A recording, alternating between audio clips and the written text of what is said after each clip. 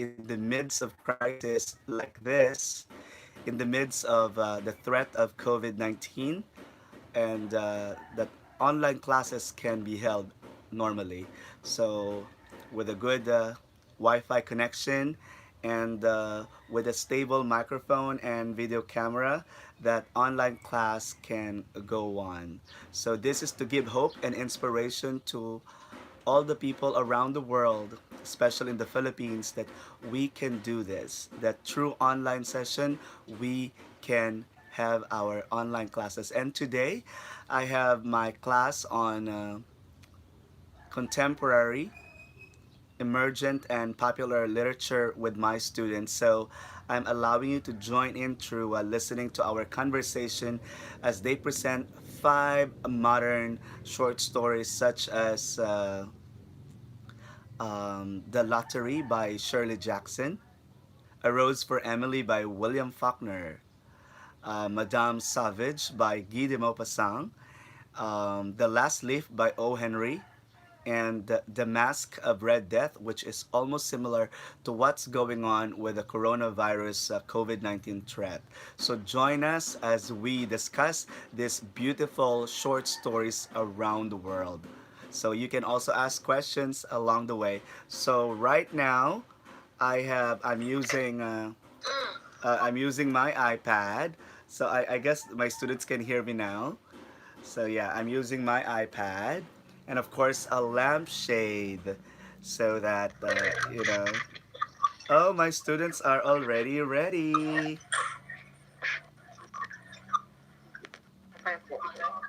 Oh, wow, they are ready now. So listen to us as we do our online discussion.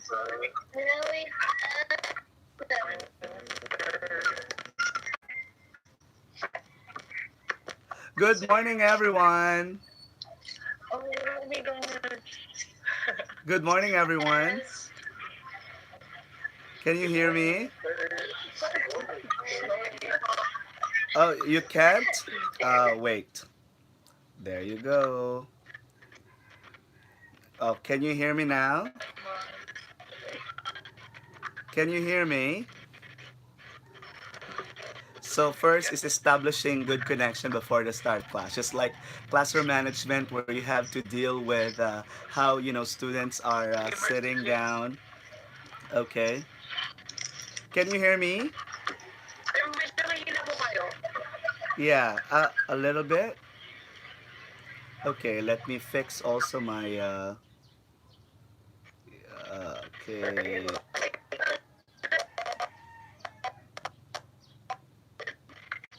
So what's going on here? So just like that. So I now my students are also gradually joining in, so I can see them. All right. So 19 are already online,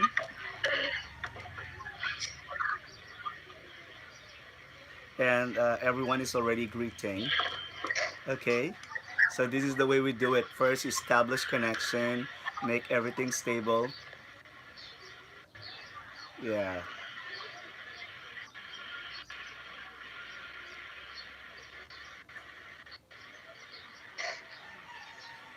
All right. Are you guys ready? Good morning. Good morning. Can you hear me? It sounds that they do not hear me. Okay, so Bluetooth cancelled. all right. Hi guys, good morning. So we're establishing connection right now. Can you hear me? Good morning. Good morning guys. Can you hear me? Oh, you can hear me. Thank you so much. Thank you for that wonderful response. Okay, first let's have a prayer. Ito. Right, the prayer will be led by Miss Alejano. Miss Alejano? Oh my God. Miss Oh my Alejano? head. No. Okay, Miss Alejandro will lead a prayer. Ready? Wait lang po. Okay, let's Miss Sige po. okay. In the name of the Father, the Son, the Holy Spirit. Amen. Our Father, who art in heaven, hallowed be thy name, thy kingdom come. Thy will be done on earth as it is in heaven. Give Give us us this this day day our our daily daily bread, bread and and forgive forgive us us our our trespasses trespasses, as we forgive those who forgive trespass us against us. trespasses, and Lead lead us us not into into temptation, temptation, but but deliver deliver us us from evil. from evil. Amen. Amen. In the name of the Father, the Son, the Holy Spirit. Amen. Good morning, everyone. Good morning. Good morning, sir. Good morning. And now let's have our attendance. Good morning po. Okay, as you tell your, as I call out your name, please say present and your favorite novel or the novel that you're reading right now. Are you guys ready? Let's begin with Sir, Miss Angeles. Miss Angeles, say present and your favorite novel, please. Or the novel that you're reading right now. Maybe Angeles cannot hear me yet. Mr. Morla, Mr. Present, sir.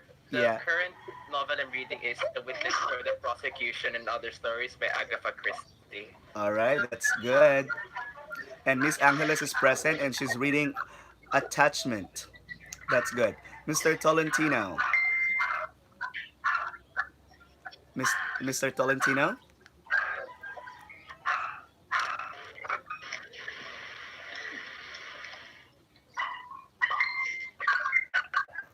Okay, let's have Miss Arafiles.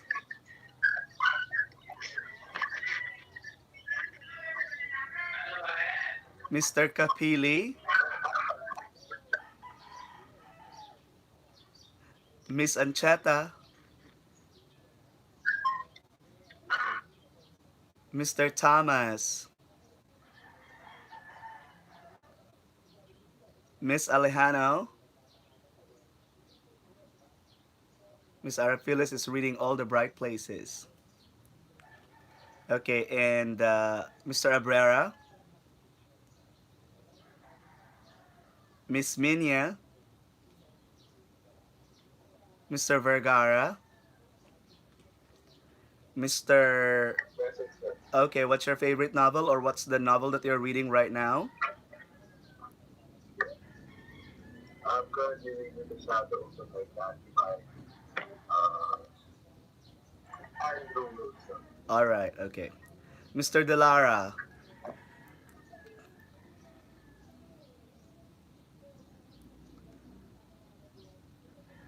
Mr. Silva.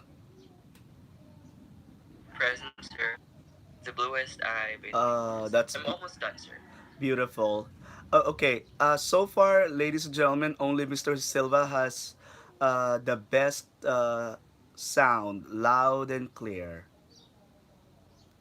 Miss Moon, Miss Moon is reading The Shack by William Paul Young, and Mr. Delara, yeah. Miss Fontanilla,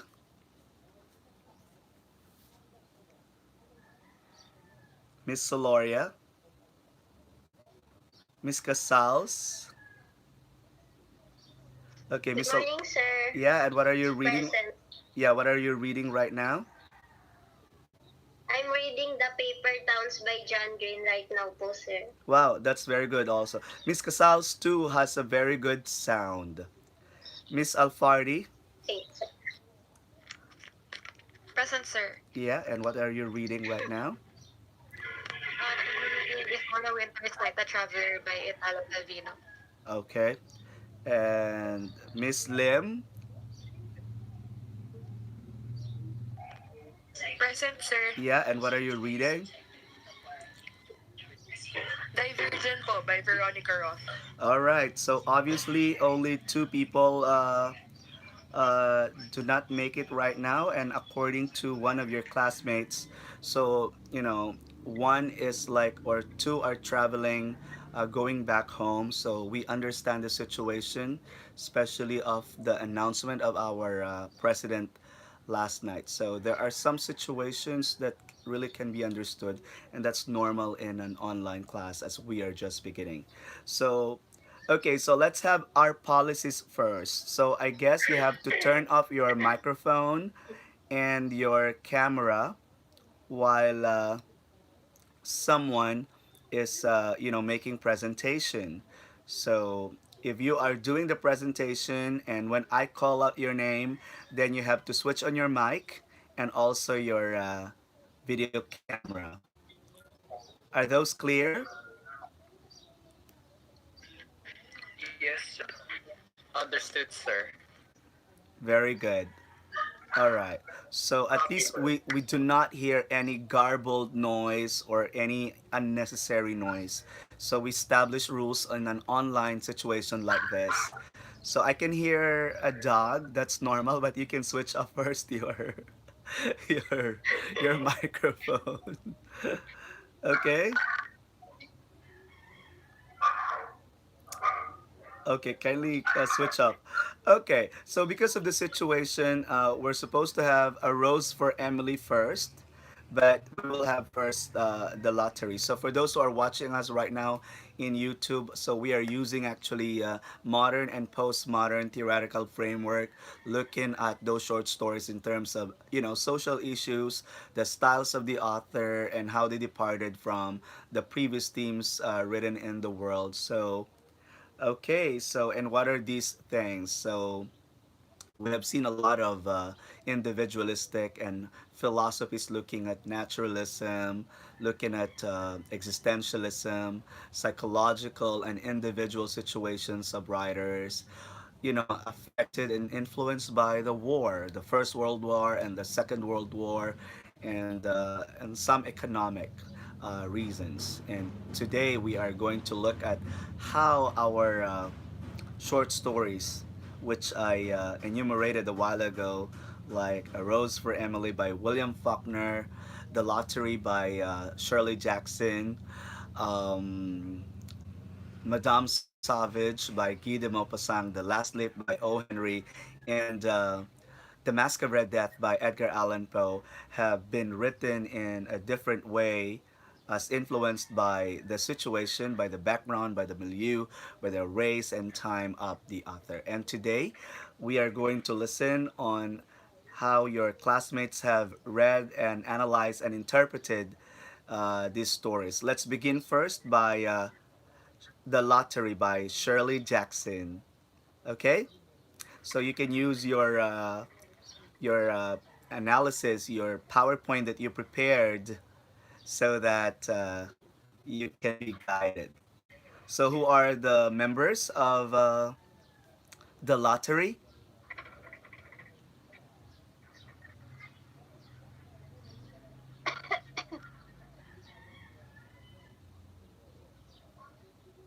All right. So, okay. So let's begin with the first presenter. Go ahead. So introduce your group members, and you can start presenting.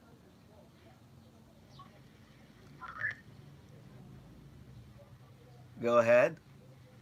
So switch on your mic and your camera. Let's have Miss Fontanilla to present.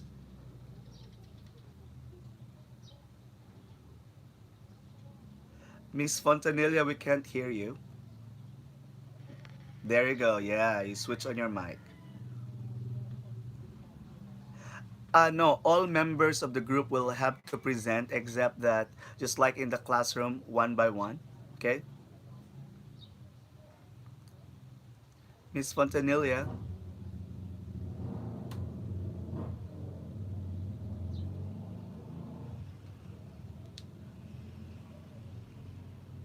Okay, while she's fixing her mic.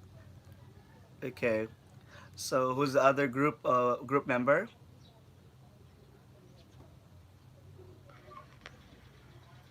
So that's why I told you last night that you have to ready your microphone and your camera. So another presenter is Mr. Hi, Tolentino. sir. Hi, good morning. Good morning, sir. Okay. So our group mates or my group mates are Miss Fontanilla, Miss Angeles, Okay. and Miss Gloria. Okay. So, sir, maybe start with the analysis, sir, because Miss Fontanilla and Miss Angeles starts with the general flow of the story. Oh, but of course we would like to, you know, Start with the beginning. yeah, with the stories. Okay, sir. So Okay, sir. who's doing So, the short story? So would you like, can you repeat that, sir? yeah, who's doing and telling the story first? Miss Fontanilla, sir.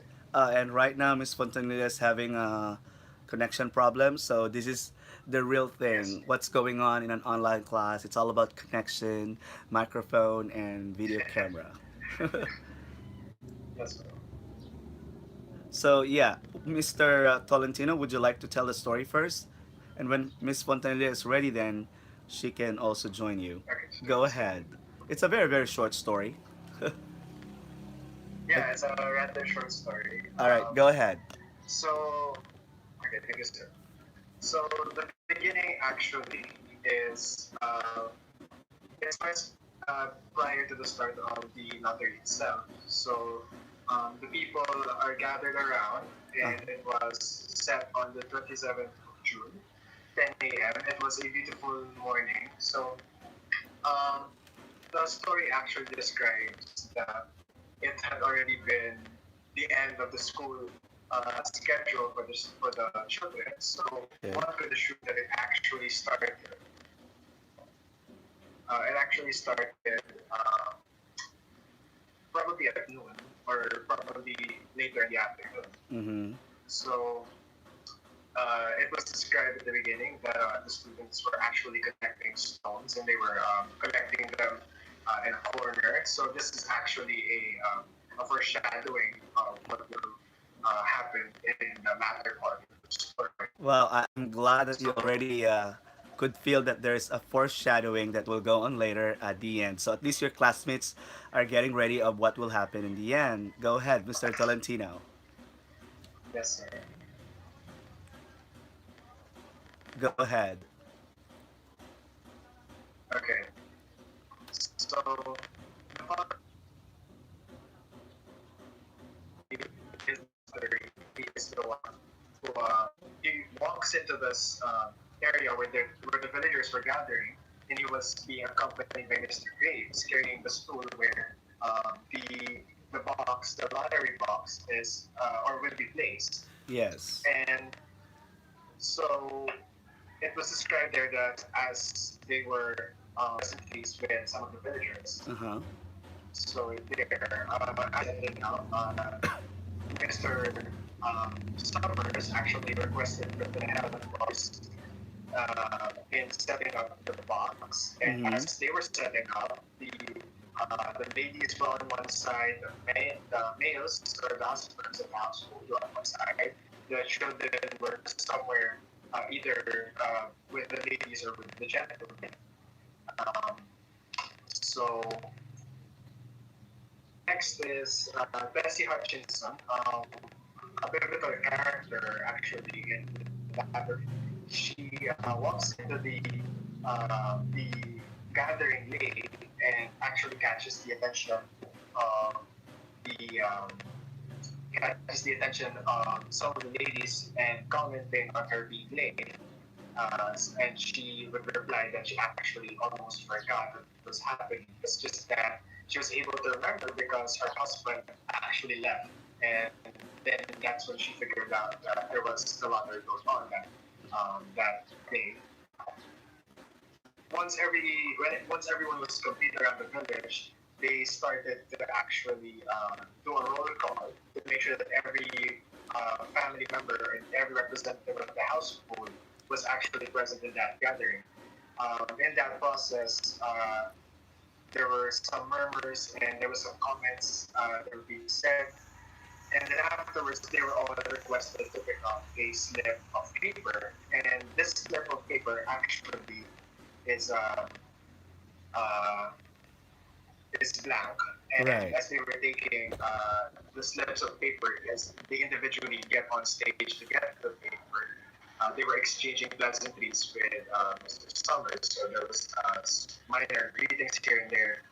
And Old Man Warner, the oldest villager, and also, um, yeah, he was the oldest villager. And when he approached the podium or the stage, Mr. Summers actually had a small exchange with him about how um, the other villages were actually skipping the tradition of the lottery. So the lottery has been a long-term tradition, and it's been implemented for a while. But the other villages were actually stopping the lottery because their population has been so huge. So this village actually had a population of 300 people. 300 people. So there, Old Man Mario was 77 years old, and he and the lottery itself was actually older than he was. So he had been part of the lottery for as long as he was For a long, there, for a long, long and he time. expressed, yes, sir, and he has been there for a very long time, and he's actually he expressed displeasure over the other villages. Neglecting or stopping the tradition, saying that the young people are fools for their very fickle-minded, or they constantly switch back and forth. So this is also reflective again of the situation regarding traditions. Okay. So, Bridget, are you back? Yeah, go ahead. Go ahead, Mr. Tolentino. We're already going to the lottery now. So they have already drawn their lots. Okay. Yes. So after they drawn the lots, Tessie Hutchinson actually started to comment Uh huh. on how It was done. um, Bill Hutchinson, Bill Hutchinson was not given the ample time to select the paper from the box. So Bill dismisses this, saying that it's fine, there's no problem, and she was still continuously complaining. But the villagers, in large part, dismisses her. So the drawing of lots continued, and once they have actually drawn the lots, um, they are then requested to open each slip. So once they've opened each, it is discovered that Tessie Hutchinson actually had a marked slip of paper. So Because she finds that she had the mark of this paper, she actually started to come. It's so unfair. It's very difficult. Or she wasn't given the chance. It wasn't fair and all. all right. So as she was complaining, she went from very loud, like very vocal complaints. She started to slowly fade as stones were actually starting to get hurled at her. Right. So the children were picking up stones, the villagers, the young children were given pebbles instead of stones, and they were actually pelting um, Tessie Hutchinson. So the story ends with basically Tessie Hutchinson whispering that it's unfair that she's getting and that she was getting thrown stones and pebbles at. Right. And that ends our short story. Yes, sir. Okay, that's a very clear storytelling of Shirley Jackson's The Lottery. Let's give a big hand to Mr. Tio, Lentino.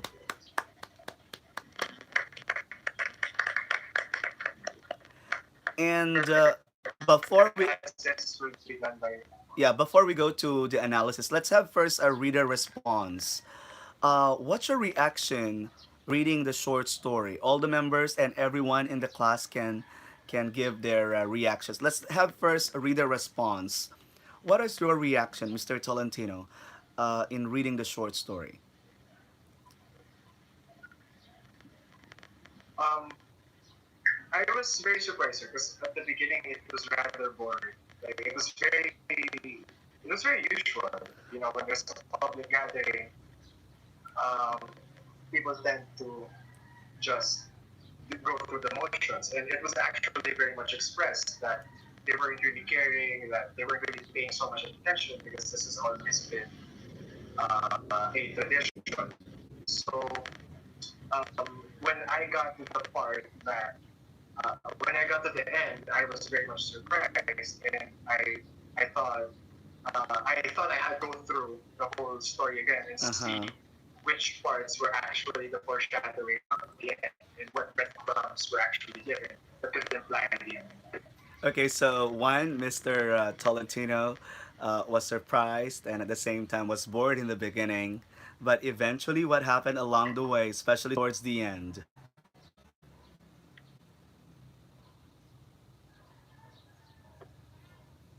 Yeah, what happened? How was your reaction towards the end, or rather in the ending?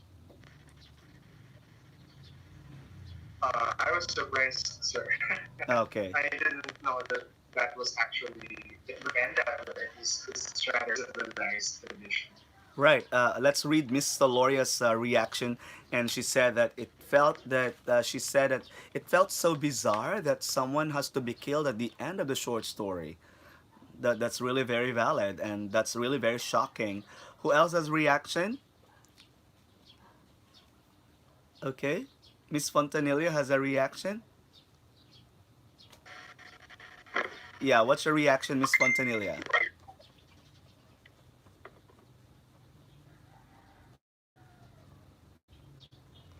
Miss Angeles, what's your reaction? Yes, sir. My reaction to the story is, at first I thought it was gonna be a normal short story, like because in the title, the lottery, somehow it indicated in me that this is gonna be a positive short story, like um, just the typical short story. But then, as I progressed reading the short Simasen. story, Excuse me. the lottery is, as I quote Quintana, something bizarre. Right. I was curious, like, as to why they had to kill random people basing on the lottery tradition. And my reaction was, why can't they let go of that? Why are they somehow like fearing change? That because there is no actual explanation as to why they keep on doing the tradition. They just through what's happening around them, and I admire somehow Tessie that she complained when she was smart, and that's it po. Oh, those are very good thoughts. Those are very good thoughts, Miss Angeles. Questioning the culture and first one to complain. Pointing out the unfairness. That's pretty cool, and we're going to analyze that based on the cultural traditions that some people have been doing and perpetrating, and others are afraid for change, and others are also are very good, in adapting to changes. Somebody said Miss Soloria thought that the short story was positive, that somebody would have to win a lottery. And whenever we hear the word lottery, what comes into your mind, Mr. Delara?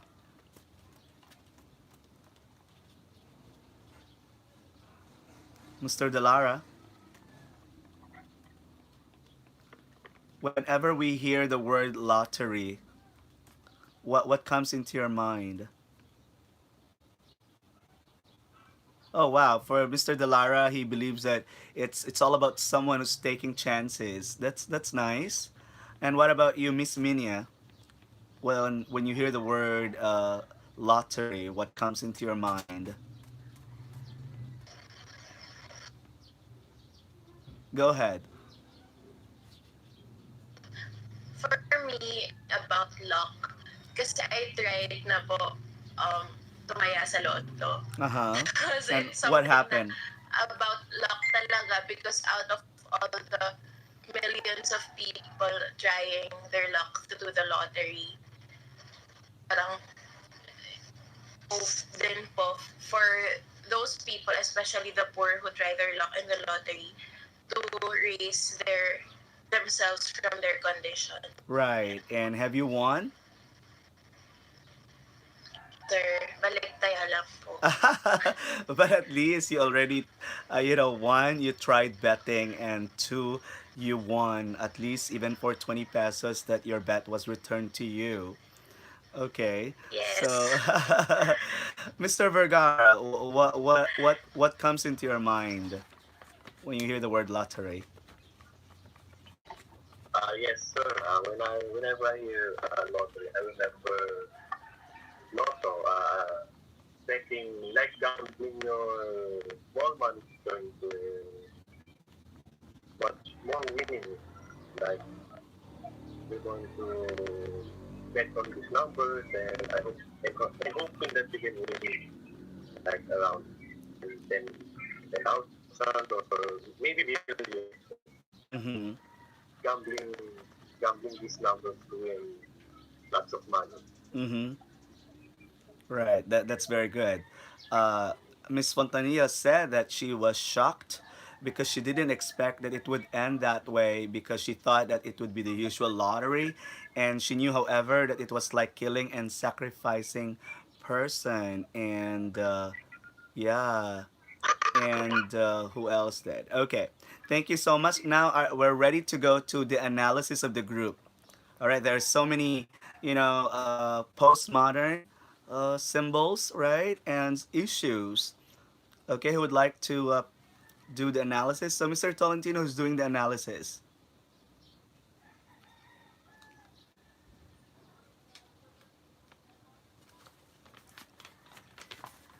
Miss Angeles and Miss Fontanelli will be doing the analysis here. All right, and I guess the Miss Fontanilla and Miss Angeles are already on. So you can also switch your video anyway. I'm the one looking at the camera, and your classmates too can see you. Go ahead, Miss Fontanilla and Miss Angeles.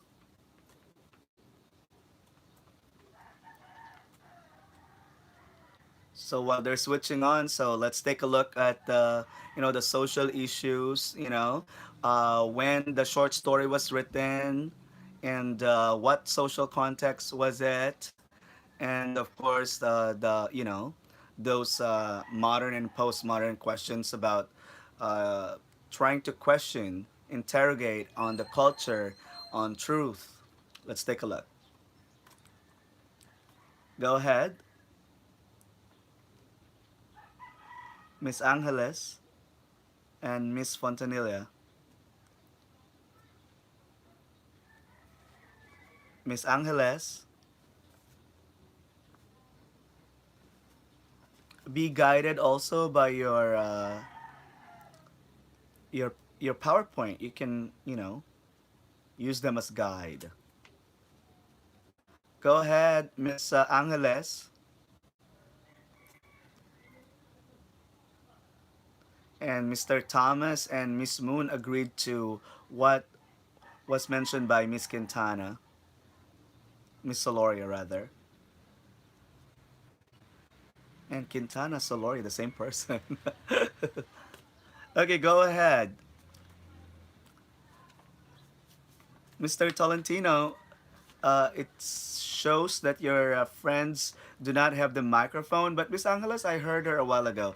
Maybe you can also verbalize the analysis. Go ahead, Mr. Tolentino.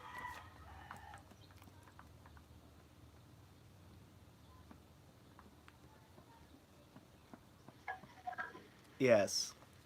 Kindly switch on your mic and your microphone. Go ahead, Mr. Tolentino. Okay.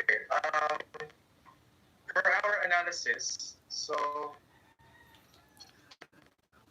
the first thing that we were able to notice actually um, is that there is this commitment towards a tradition that doesn't really make a lot of sense. So we describe this as having what is called a herd mentality, Mm-hmm. wherein somebody is actually just blindly following something for the sake of having uh, basically agreements of the majority. Mm-hmm. So that was one of the points. Okay. And so this could be seen in the following of the tradition of the lottery, and how everyone has basically built their own culture around it. You know, as like for example, the kids are having fun connecting the stones and pebbles, Mm-hmm. as well as the tradition where the adults would have the stones, and the kids would get the pebbles. And as Quintana just mentioned now, the social issues there is the propagation of violence within the tradition. So if we were to liken, this is quite exaggerated because the kind of just random stoning I don't think happens in the world anymore, hopefully. Right. So But so we it's will look at tradition first, tradition and violence. So you look at tradition as something, good and bad, right? For we will not be in our society and civilization today without the traditions of the past. And we are always telling this in our social studies, in our history lessons, the reason why we are looking back because of the importance. We cannot move forward unless we look back.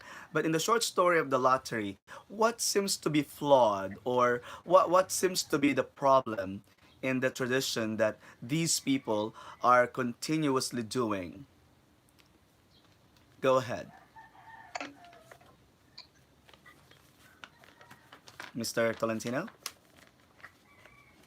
um, probably what I see as flawed is how they just adapted the lottery and without necessarily thinking of the morality behind it. Right. That could Okay. be how I'd see. But look at the Mr. Graves and Mr. Martin, who are actually very proud of going on and doing the lottery. So everyone, almost everyone in the plaza were actually awaiting it. Seemingly, everyone was excited, and as readers, we actually didn't know why they were really so excited. The children were excited of picking up stones and pebbles in the beginning, and men were actually doing that. So let's take a look at the tradition. So um, the narrator was actually telling us what were the usual things that they would do for the tradition. Did they really use black box in the beginning,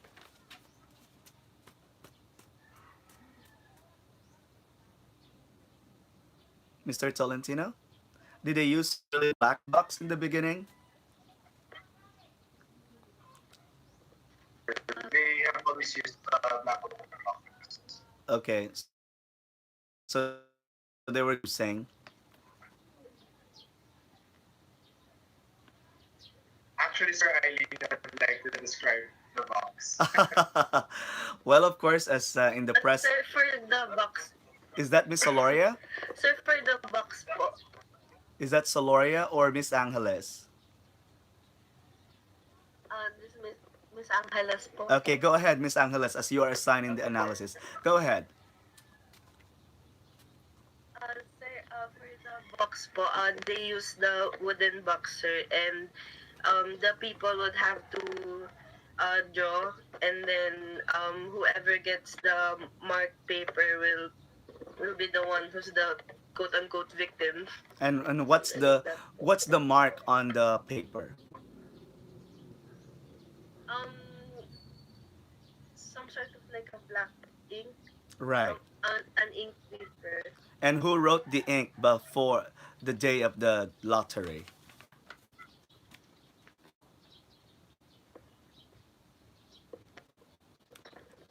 Who marked the paper with a black ink? As a matter of fact, describing the short story as really so dark. Sir, Mr. Summers po. Right. Mr. Summers did it because he's working right there in the manufacturing of coal, right?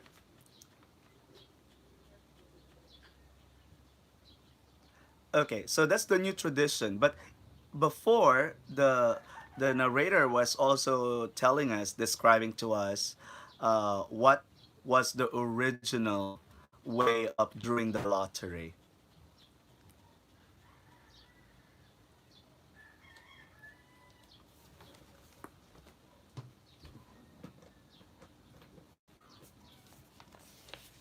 Yeah, what's the original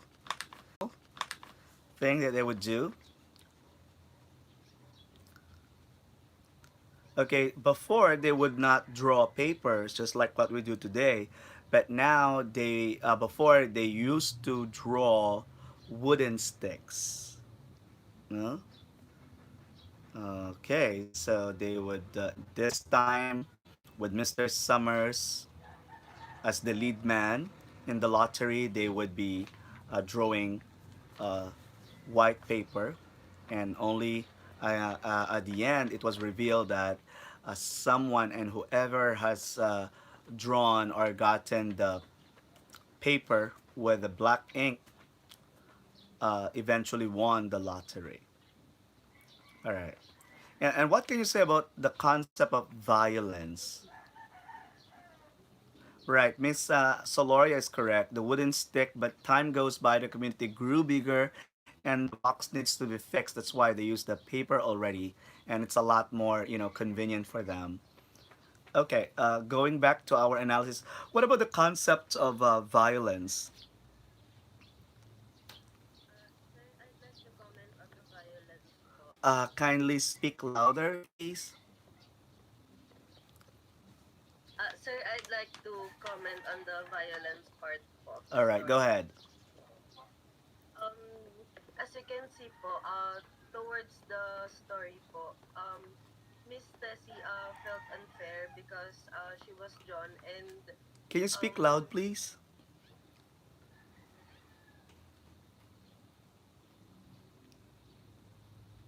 Okay, go ahead.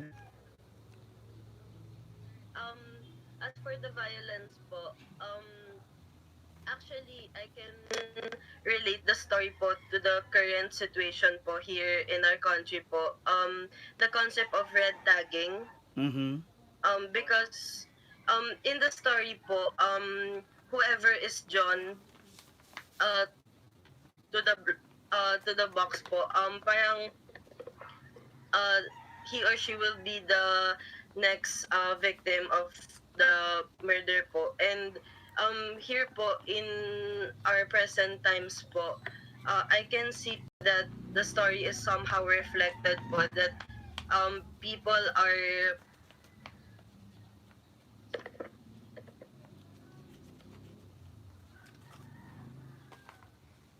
Okay, just hold on for a second.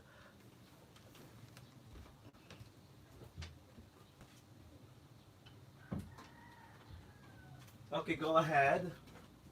Go ahead, Miss Angeles.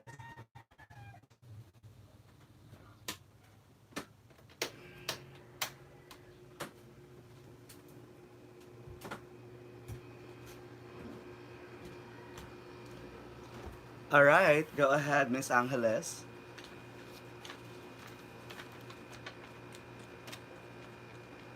So, sir, as I was saying po, in our present time po, red tagging has been, um, not necessarily part of our culture, but, a lot of, uh, like, unjustifiable killings has been happening around here in the Philippines.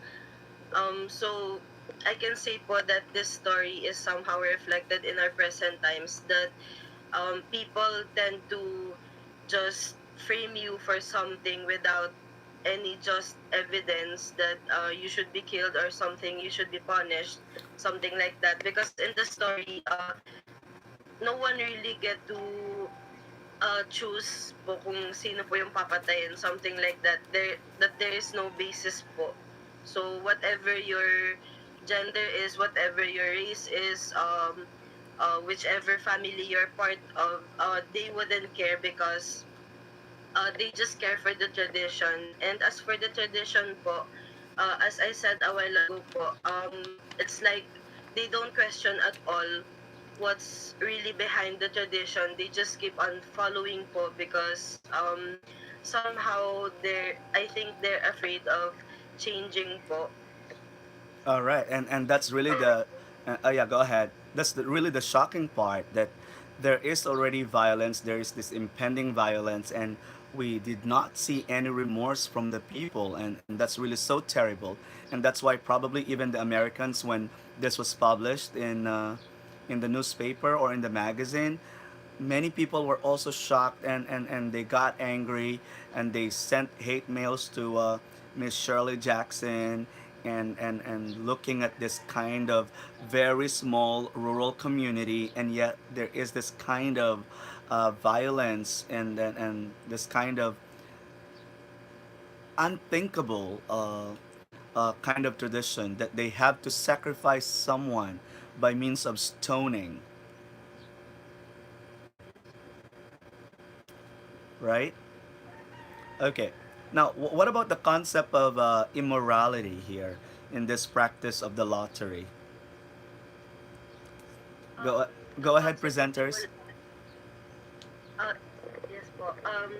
The concept of immorality in the story po, since they're holding the lottery po, and whoever gets the drawn paper po will be the victim. Mm-hmm. So immorality is reflected in the whole story po because first they don't have any basis or evidence that someone should be killed, Uh and huh. second, since they're doing it out of tradition, it means that they kill people randomly without thinking of anything else. They just follow what it's like they just follow what has been ordered to them.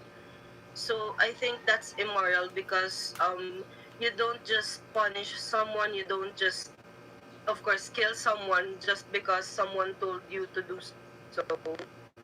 And it's really immoral po. And Miss Quintana is right for saying that they value too much of their tradition but not the value of life because they just keep on doing their tradition. They just keep on going without even questioning what's the purpose of it and how it will affect their community as they proceed with the tradition po. Right. Yeah. Right. Yeah. That's really very good points, Miss Angeles and Miss Soloria. Right. So this is not acceptable, and yet as if they're making it normal, as Mr. Summers and even the other people were saying, "Hey, we did it fair and square." Uh, no, we gave your husband the right time, and look at the difference between the husband and the wife, Mr. Hutchinson and Mrs. Hutchinson. No, what can you say about that? Uh, the people, the community versus Hutchinson questioning this kind of tradition. Go ahead.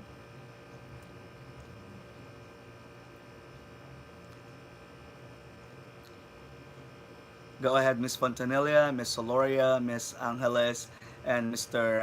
Tolentino. Go ahead.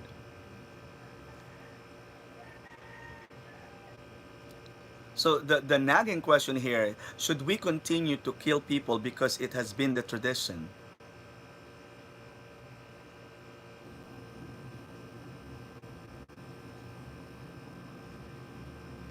I think, sir,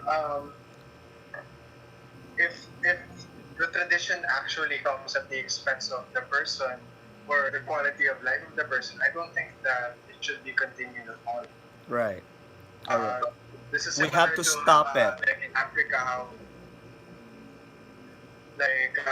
how females used to be circumcised, where it's not really anything medical or hygienic. It's rather just mutilation. Right. So I believe that that should also be stopped because it not only endangers the lives of the women, but should they be able to survive it, it actually leads to lesser quality of life. Right. I like the point that you raised, Mr. Tolentino, that there are some traditions around the world which are no longer acceptable today, and one of which is the mutilation of female, or what they call the circumcision or excision. So Alice Walker wrote that in the Possessing the Secrets of Joy, right? And she has brought this out in the story, and that this tradition has to be stopped, even if your great great grandmother had become really the chungas, or those who are performing the circumcision. And okay, so, and Miss Aloria said that there was this old man Warner who mentioned that the tradition of lottery has been for almost 77 years, and still no one stand or stood for the right thing. Well, of course, except for one person, right? Who stood as one, questioning, interrogating, saying that the tradition is unfair. Who's that? Go ahead. Nancy Hutchinson, sir. Yeah, Mrs. Hutchinson. So, aside from what Mr. Tolentino raised as a tradition that is so unfair and so violent, uh, do you can you see something like, somewhere in the community, not maybe not totally killing, but some unfair tradition that you find really a little bit awkward and a little bit unacceptable, you know? Uh, for me, sir, I Can, think that it is not really reasonable to act out of fear, mm-hmm. because the people in the town, they just keep on going with the tradition because they fear change, and I think that it is unacceptable, because I really don't believe in the saying that goes force of habit, Right. since it has become a habit that the town conducts this lottery every now and then. I don't believe in such, because you can really get out of your habits if you just let yourself. And with regards to the people in this town po, um I'm not sure why they fear change, but they keep on going with the tradition po, despite the killings, despite the immorality. I think that they just don't care. Maybe because they don't have the concept of what they should do really, or they don't have the concept that it is wrong to kill unjustifiably po. Right. And if we're going to use our Christian values here and integrate Christian values about thou shalt not kill, what can you say about that? Go ahead. With regards to that po, it's not really applicable to their town, as we can all see, because they keep on killing each other every now and then. Mm-hmm. They don't have the concept of um thou shalt not kill po, sir. Yeah, because they do it annually, right? Okay. So, well, pretty good. Now, let's go to symbolism. So, I suppose that you have seen a lot of symbols in the short story. Go ahead.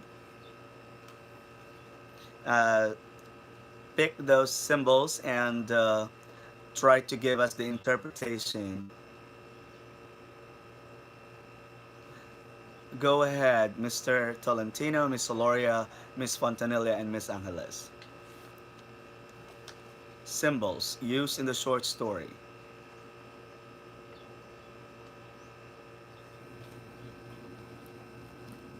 So while they are looking for their notes, so I have here my iPad, and I'm talking to my students via a certain application that USD has given us.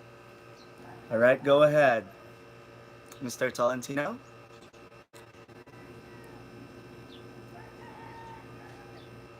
Yeah, what are those symbols?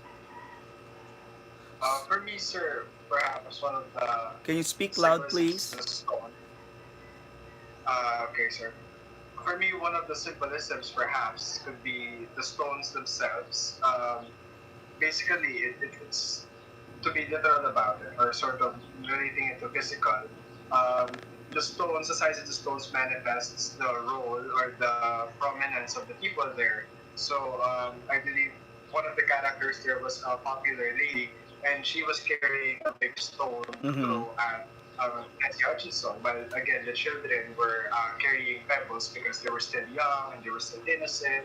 Whereas the older people, they were a lot rougher, they were sharper with their attitude. And still really going on with the tradition and without giving it up, no? As the fact that the children are there as if they're more than willing to pass on the tradition. As Miss Soloria said, the paper, for her, the symbolism of the paper that shows the fate of a person in the lottery, that no one knows who will be the next victim of the tradition. Well, Miss Fontanilla said it's the whole lottery per se, the whole lottery itself that symbolizes the tradition, which represents their act or behavior that is passed from one generation to generation, and that is not knowing who will be killed or sacrificed during the summer. What about the black box?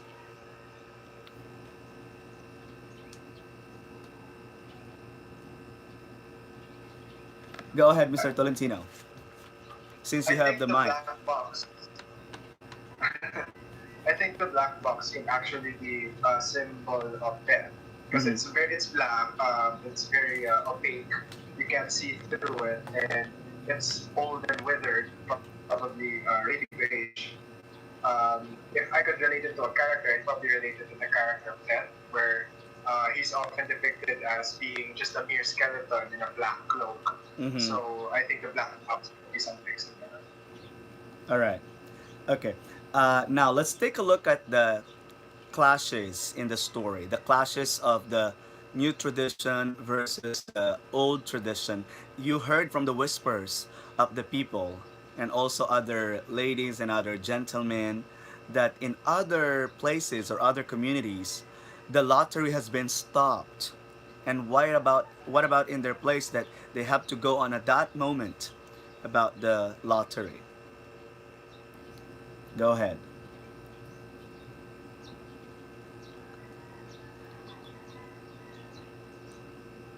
Could you repeat the question, sir? Yeah, it's all about. I'm raising the question on comparing and contrasting the new tradition and the old tradition, and the whispers that they heard from that other places or in other places, the lottery has been stopped. And what was their reaction on the young generation who already stopped the tradition, and how do they regard themselves that they would go on with the tradition? So as this was expressed by Old Man Warner, he found the young to be foolish, and actually the fact that they were still carrying on the tradition sent the message that they were loyal, they were faithful to the culture that was set, and that the young they didn't know better, they didn't have the wisdom to understand the gravity of the tradition, but in reality, the young were just actually thinking logically towards the tradition. So, would you agree to the old tradition or to the new tradition? The old people or the young generation mentioned in the short story? I wouldn't agree, sir, because there's no logical backing as to the deciding decision process. Mm-hmm. All right. But what about the young people saying that they have to stop the lottery in other states in the story?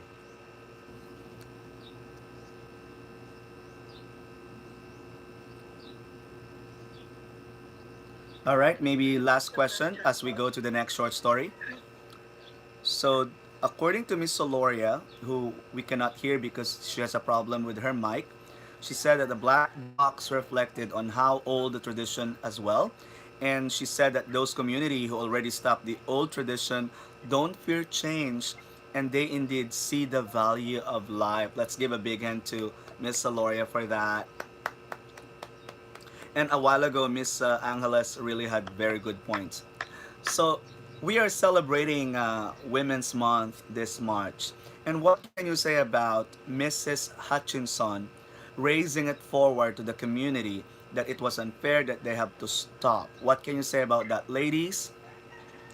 The floor is yours. Uh, Anyone? sir, uh, Who- anyone po, sir. Yeah, please introduce yourself. Unless you can click your video cam so at least I can see you. Go ahead. Click your mic, Sir, click your this is Miss camera. Angeles po. Okay, Miss Angeles. Can you can you switch Um, on your video, please? sir, there is a problem po with my Okay, go ahead. video. So for Miss Tessie standing up po, I think that I agree with her po that it is unfair, that it is indeed unfair, and um because she has seen the unfairness of it, she feels she feels deprived of her right to speak up because the people started throwing stones at her. So I think that it is really unacceptable, and not just because I'm a woman, but um I felt slighted at the least po because everyone has the right to speak up their thoughts, their opinions and feelings, and yet Miss Tessie was deprived of it po. So Mm-hmm. ayun po. Okay. Other ladies? So one, you like Miss Hutchinson that she's raising the question, that she was pointing out the unfairness. Okay. And according to Miss Soloria, women will always have the capacity and the guts to speak up. And Mrs. Hutchinson's, according to Miss Fontanilla, also represents the women of today because she was oppressed and deprived of their rights, and she had this ability to question. No? So I wish that all of you ladies would also have to step up when things are no longer right. Because everybody, not just women, but all of us, should always go for what is right, and verbalize the things for change and everything that has to be corrected. Okay? So do you have any questions to the group, the lottery group?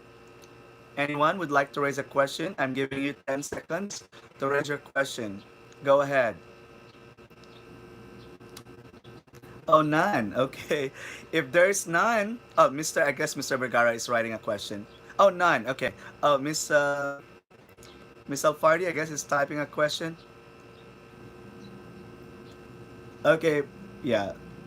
Well, anybody can just switch on their mic. If there's none, majority is saying that none. Let's give a big hand to the group. Okay. That's pretty good. I had already seen your PowerPoint, and your analysis today is really excellent, and you can still go on later on if we still have time later at 11. If there are some issues that we have not discussed, then you can raise them. But today, they are really very good. Analysis, I will give the group lottery 30 points. Very good, excellent analysis. No? Uh, but I guess what you have to improve is your presentation, your creativity in your PowerPoint. There were some things which were not there that you could have made it even more creative, like a trailer or a poster, or you could have clipped it there on the PowerPoint. So the the creativity, I'm giving you 16. So you've got a total of 16 plus 30. That's 46 over 50. Okay? I saw the symbolisms there. Okay, 46 over 50. So for the meantime, I'm writing it. The lottery group is getting lottery. 46.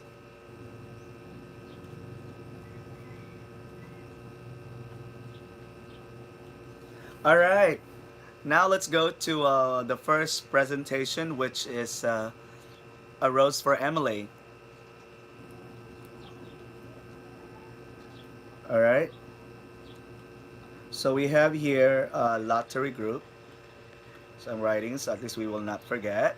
So lottery analysis, very good. I'm really satisfied. I'm happy that you really studied your story. So I'm giving you 30 for that, a perfect score for the analysis. And then creativity 16. All right, so a total of 46.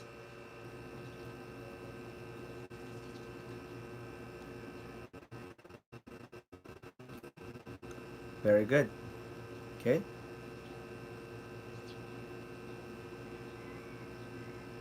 All right, let's go to A Rose for Emily by William Faulkner. So, who are the members of the group? Go ahead, switch on your camera, your microphone, and introduce your. Oh, there you go, Mr. Morla. Good morning. Good morning, sir. Okay, go ahead, sir. So The floor today, is Good yours. morning po. Okay, kindly switch on your camera. so yes. Good morning, sir. Good morning, Miss Moon. Annyeong haseyo. Good morning, sir. Annyeong.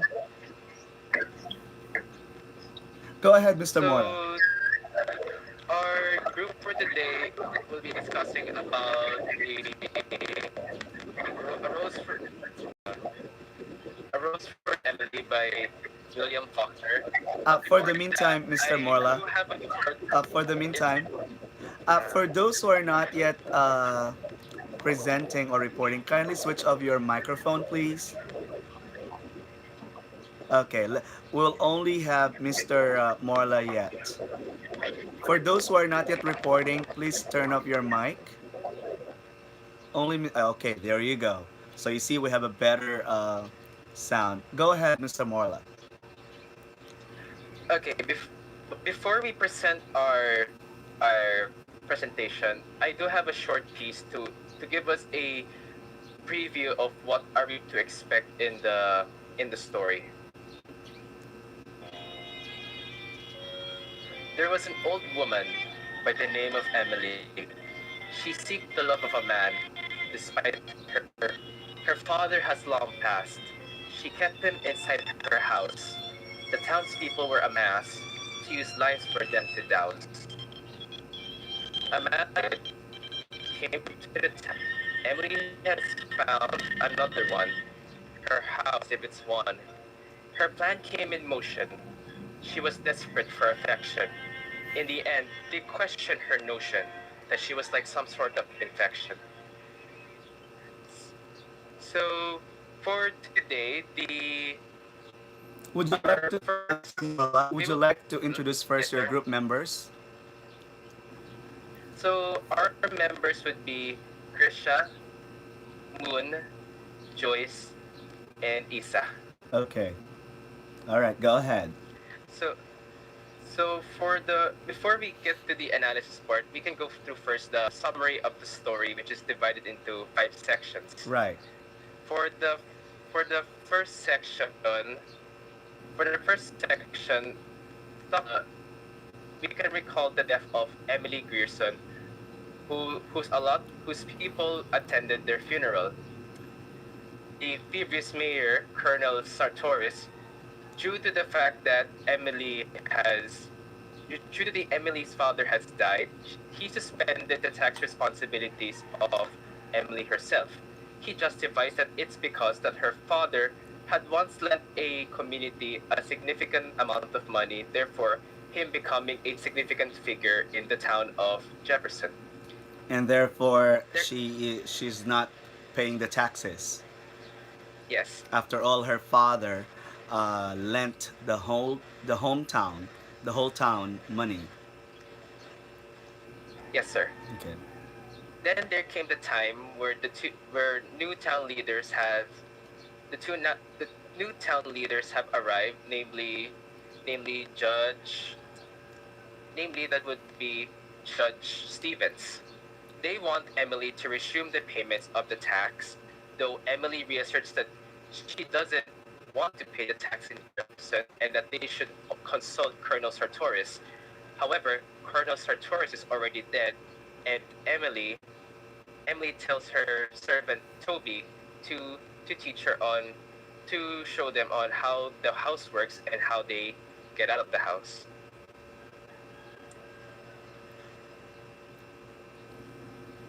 Okay, next part. For section two, that would be for for Miss Moon. All right. Miss Moon, go ahead.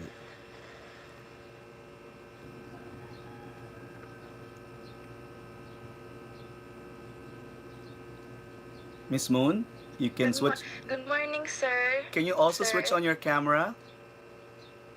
Sir. Can you switch Sir, on this your. is Joyce. Oh, This Miss is De La Joyce po. Cruz. Section 2 is mine po. Okay, go ahead. Can you switch on your camera?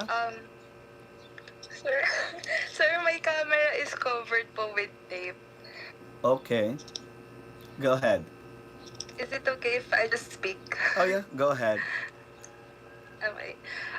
So 30 years earlier, so the narrator of the story gave us a flashback. Right, because it So the started next right away discussion. with the funeral, right? Yes, And yes. so So we 30 are. years earlier, Right, right. Very good point. Go ahead. Emily receives concerns from the authorities Uh when huh. they sensed a strong odor emanating from her property. Uh So huh. the authorities had like this feeling that something was going on inside Emily's house Mm because where would the strong odor be coming from? So they suspected that her father had died. hmm. Mm hmm. Yet um Emily ignored them and she did not entertain their inquiry. And then Emily's father has just died and the man whom the people thought she was to marry has left her behind. So since her father is the only one who she's with at home, so when he died and the man who was supposed to marry left her, so she was all isolated and alone at home. Okay. And then the current mayor, Judge Stevens, decides to have lion night because the townspeople were already complaining as to where the strong odor was coming from. And then weeks later, the odor subsides. However, the townspeople begin to pity Emily because they thought the reason why she was isolated is because of her great aunt becoming insane, Uh huh. and they did not know that it's because of her father's death.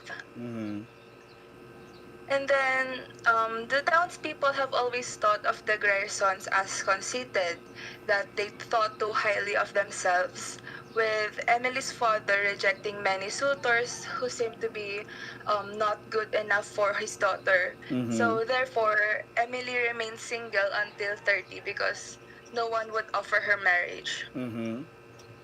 And then she remains and then the women of the town offered their condolences to Emily the day after Mr. Grierson's death. However, Emily confronts them that and then denies the fact that her father had died, and then she kept this a secret to them for 3 days. What she kept telling people is that my father is alive, you're lying and such. And then finally, she turns over the body of her father for burial. Mm hmm. So that covers section 2 of the summary, and section 3 will be discussed by my next group member. Thank you, Okay. sir. Go ahead. Very good. Smooth transition. Go ahead. Next, please. The third part of the short story. So you can hear my students. You can hear them now that they are giving us the story of A Rose for Emily by William Faulkner. Go ahead. Switch on your mic, Mr. Morla.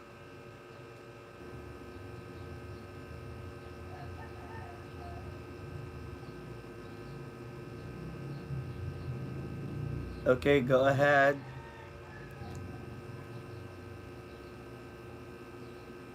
All right. Okay. Sorry, mic test. Hello. Yeah, and you guys can also watch. We are live in my YouTube channel, Sir Freddy's Corner. So go ahead. Apologies for the unexpected connection No problem. interference. Go ahead. For section for section 3 of the story, we can say this is the they can say that they say this is the climax of the story. So in this section, A long illness has hit Emily after the tragic discovery of her father's body. The townspeople, they plan to improve the sidewalks under the guidance of a northern contractor named Homer Barron. The denizens notice that Emily is with Homer almost all the time, though it was scandalous for the two of them since they think that she has forgotten herself because of a man. Mm-hmm. We can recall that Emily wouldn't let go of her father's body due to the fact that she longed for the affection that she wanted. So the citizens are concerned that Emily and Homer are being too controversial, even with the public display of them being together. Emily buys arsenic, which is a strong poison, though which made the citizens concerned because they thought she'll commit suicide by taking it, though it was delivered at her doorstep as rat poison. Okay, go ahead. And then moving on to the next section would be reported by Miss Moon. Okay. Thank you. So for your classmates who are listening, so one character was introduced that was Homer Barron, and the reaction of the people, and of course the relation of Homer Barron to our protagonist, Miss Emily. Go ahead. Good morning po, sir. So I'll 안녕하세요, be Miss reporting Moon. about Can you switch on your camera, please? po. Sir, okay lang po ba kung voice lang? Okay, go ahead. Sige po. Ano po, yung section 4 po is all English, about, please. because it was mentioned in section 3 that Emily bought poison po. And the townspeople thought that Emily is going to use it to end her life. But that they thought that her marriage with Homer is not going to continue anymore since they think Emily is going to kill herself. Mm-hmm. But then the women tells another character, Baptist minister po, to talk with Emily because they cannot take it anymore. But then Baptist minister does not want to talk with her anymore after paying her visit before. So the minister's wife writes letter to the two cousins of Emily po, who lives in Alabama, and these two cousins come to Emily's house for a visit po. Then Emily orders a silver toilet set po, which Mm-hmm. is monogrammed with Homer's initials. Right. So because of this, the town now talks about the marriage again po, na baka tuloy po yung marriage, na hindi po cancel, ganon. And Homer is believed to be, kasi Homer is not in the town po anymore after the two cousins of Emily visits the town. So the Homer is believed to be preparing for Emily's move to the north or is purposely avoiding Emily's relatives. Right. And after the relatives leave po, after the two cousins of Emily leave the town, Homer comes back home po, and he enters the home one evening and then is never seen again po from the people. And in this section 4 talks about how Emily is getting old. Emily becomes plump and gray, and she, despite her classes po, her occasional classes of Chinese art, I think, despite her art class, Chinese painting. She eventually closes up the top floor of the house po, and nothing is heard from her until her death at age 74. Mm-hmm. And only her servant dog is seen going in and out of the house po. So that's all po for section 4. All right. So And there's. section 5, Go ahead. and section 5 will be reported by Krisha. Okay, go ahead, Krisha. Miss Soloria. Good morning, sir. Oh, Miss Casals. Good morning. Sir, I don't have camera po. All right, go ahead. So, in section 5, the narrator describes what happens after Emily dies.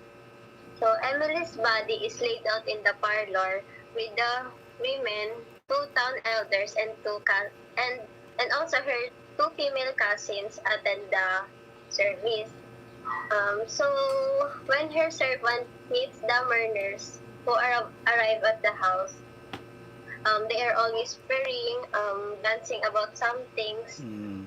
So Toby, her servant, he walks out at the back of the door and disappear forever, knowing what happened to the body. Uh-huh. So the town people would Miss Emily's corpse, over which stood the crayon portrait of her father.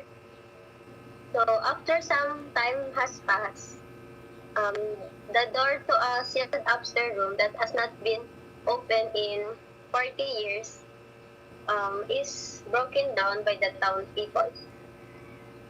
Um, so it is thus pervaded the tomb-like room, which was decked and furnished as for a bridal. So Okay. when the town people break into a locked room upstairs, um, they find careful folded wedding clothes and Homer's dead body. So basically, they saw the decomposed body of Homer Baron along with the attire for a wedding. So after, so only after the initial shock at seeing his skeletal corpse, they notice an indentation on the pillow next to him, And what did with they a see? long strand of iron gray hair lying where a head once rests. And That's I realized that having been denied male companionship by her father, she is desperate that she commits murder and then uses her aristocratic position to cover up that murder. But by killing Homer, she sentences herself to a total isolation with no possibility to contact with the living. She returns to the dead. okay. That's So that's all. all So right. we will having the plot. All right, let's give a big hand first to the members of the group as they tell the story of A Rose for Emily, no? So very good. So the story. Now let's go to the analysis part. So the analysis part, So yeah, for the the very plot postmodern sir, plot. Okay, go ahead. exposition. Emily lives with her dad, a retired war veteran. Mm-hmm. He soon dies, leaving her with the house and no taxes to pay. Mm-hmm. When the townsfolk come by to visit her for condolences, she meets them at the door and states, "Father is not dead." For the rising action, Homer Baron comes into town and earns the affection of the town and the love of Emily. Mm-hmm. For the climax, Emily buys poison to kill Homer Baron because she kept on worrying that she would lose him forever and to preserve his body. For the falling action, Emily is growing old. She is fading into death, and the whole town realizes. And the whole town realizes. For the denouement, Emily is dying. Although this may not be favored by all readers, it shows the conflict. Mm-hmm. All right. Next is characters. Oh, before we go to that, Miss Casals, that is rearranging the story by William Faulkner, right? I mean, for easy, you rearrange the plot from in a Yes, sir. linear perspective. But of course, obviously, the plot was not written that way.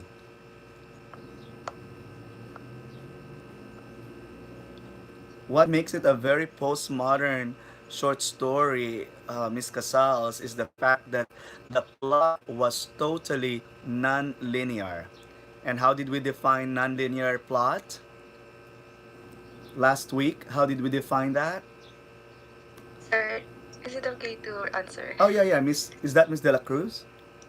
Yes po. Yeah, go ahead. Anybody in the group can answer, So, or even okay your po. classmates can answer. Okay po. So, plots which are non-linear Mm-hmm. means that the it is not in chronological order. It means that the author gives us flashback or and then returns to the present. Right. So it is not linear. It does not follow the proper order of time. Exactly. Very good. Excellent, Miss De La Cruz. As a matter of fact, how did the short story begin? Where did it begin?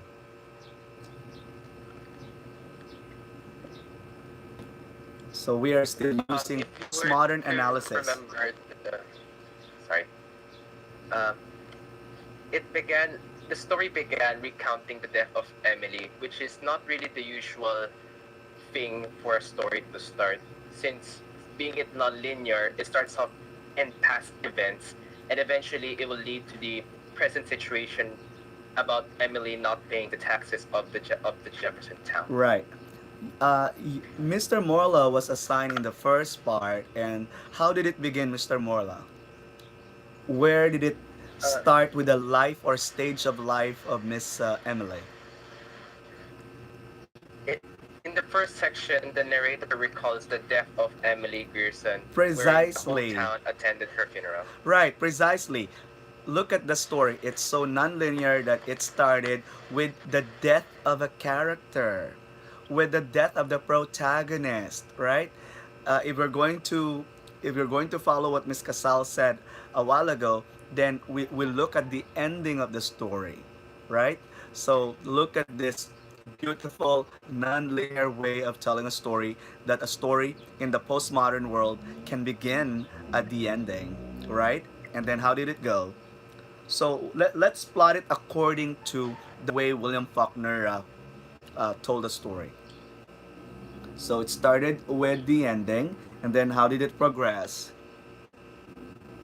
Go ahead, Mr. Morla and Miss all of you. Okay, go ahead.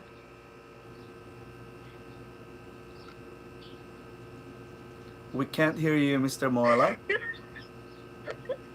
Um, Going back to the first part of the story, where we start with the death of Emily, Faulkner wrote it in the way that it recounts what has happened to Emily before the whole ordeal happened. Mm-hmm.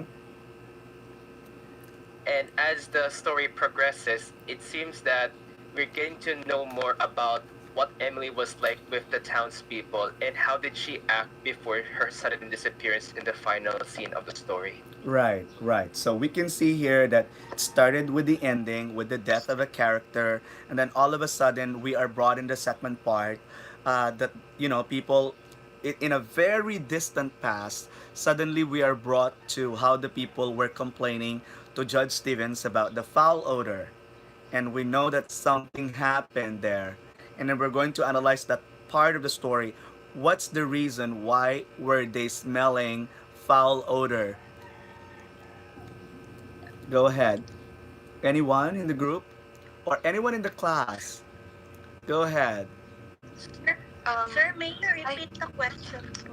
Oh, the question is, we went to the second part, and suddenly we are brought to, how people were complaining to the mayor that something foul was being smelled by the people, and they wanted to complain really, but the mayor would not want until they, four people went inside and outside the house of Miss Emily to sprinkle lime just to kill the stench, the odor. Go ahead. What do you mean by that? What really happened there in the second part? Which was never mentioned. Sir, There was no explicit word, but as reader we can infer what really happened in the story. Go ahead, Miss De La Cruz. yes po. The foul odor actually came from the dead body of Emily's father, since she was hiding his body because she has this attachment to dead bodies because she could not let go of her father. So that was the foul smell that was emanating from the property of the Grierson. But Miss De La Cruz, if you go back to the story, I hope you have your notes with you. If you go back to the story, uh, we are not yet with that part where her father was forcibly, buried by the people, and it says there that the smell had been there for quite some time when Emily's father was already dead. So we have to make a guess who was actually dead. As a matter of fact, people did not think that somebody died inside. What did they think of? Um, they thought that it's a rat po or a dead animal that the women killed. Right. So people thought it was only rats, but actually someone had already been killed. And the reason why we can't get through it because remember there are some evidence that uh, she poisoned something or someone. What was it? What did she buy? She bought poison po. Right, I she bought forgot the arsenic, right? exact po. And sorry to spoil the story, but since anyway we're already analyzing the plot because this is a postmodern plot, therefore, what was and how was arsenic or the poison used? Who was actually poisoned? Homer po, Right, her supposedly married husband who right. she was supposed to marry po. Right, right. So look at that. We already started with the death of Emily, and then all of a sudden, in the many years back, we saw here that Emily already did or committed a murder by poisoning Homer, though it was never mentioned in the story. We're making inferences here. Okay, now let's go to the third part of the story. So look at the way the story would have to go back from one point of the story and life of Emily. What happened in the third part? Ano po, sa third part po, it focuses on how Emily is getting sick po. Right. And had a relationship with Homer Baron. The first time that we saw Homer Baron in the story. And how old was Emily when she met Homer Baron?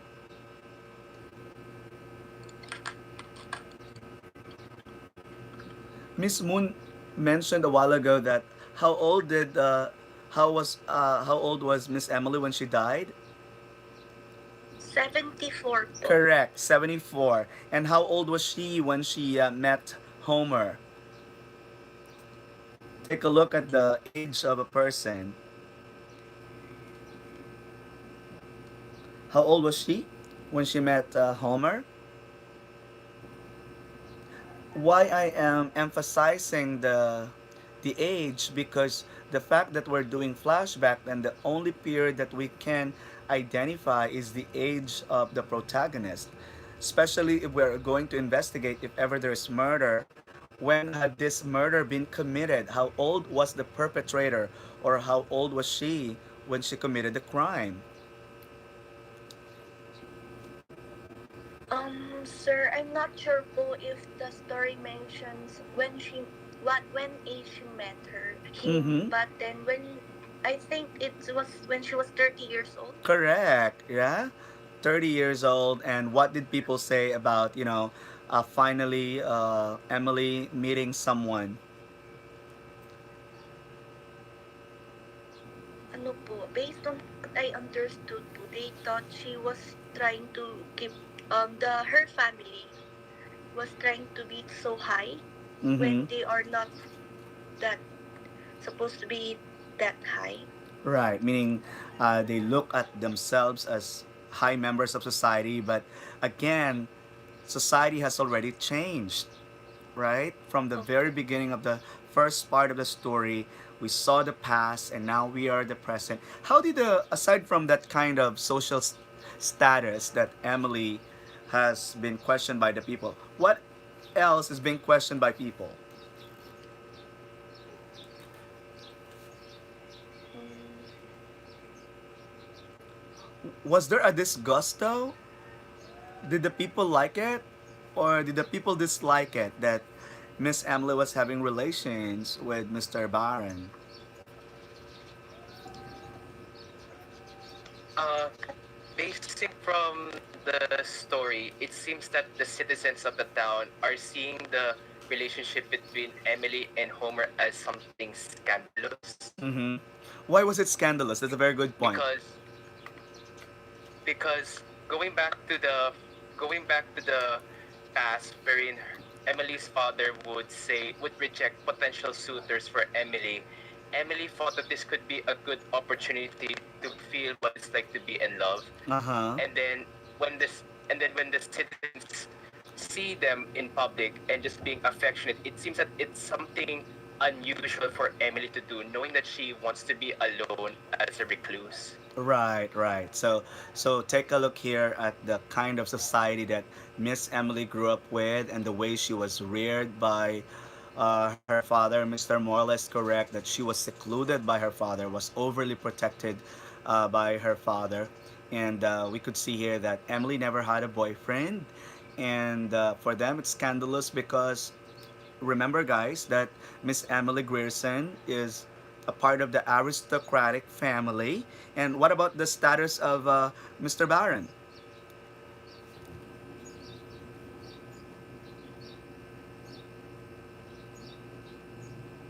And we're going to compare that. Mr. Yeah, go ahead, Mr. La Cruz. Mis- Mr. Baron was actually belonging to the lower class. Precisely. And how is that related to our modern times as far as the rich and the poor is concerned? And when people are in love in two different or separate economic strata, what can you say about that?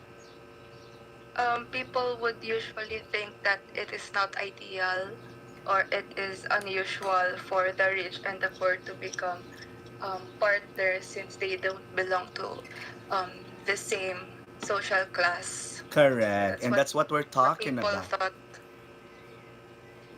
Yeah, and that's what we're talking about here. Why people were scandalized when Homer and Emily would go together because they thought that they were not supposed to do that. In the beginning, they were happy. One, because from being, a recluse, she's coming out, etc. She's recovering herself from isolation after the death of her father.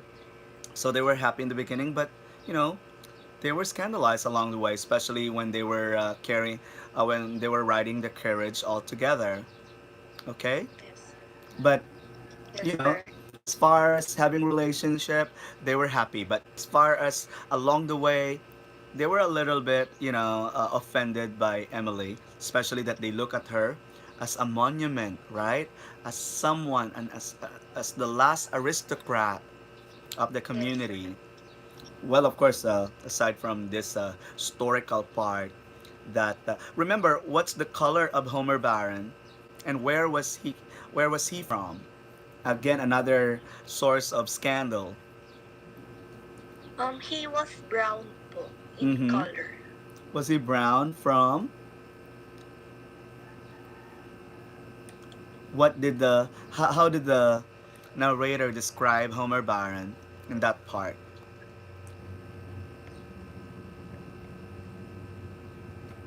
Go ahead. You can read the part there. He is Homer, Oh, go ahead. sorry. He is from North po. Uh huh. And he was He a is four. a foreman from North po. Okay, go ahead. Go ahead with the description.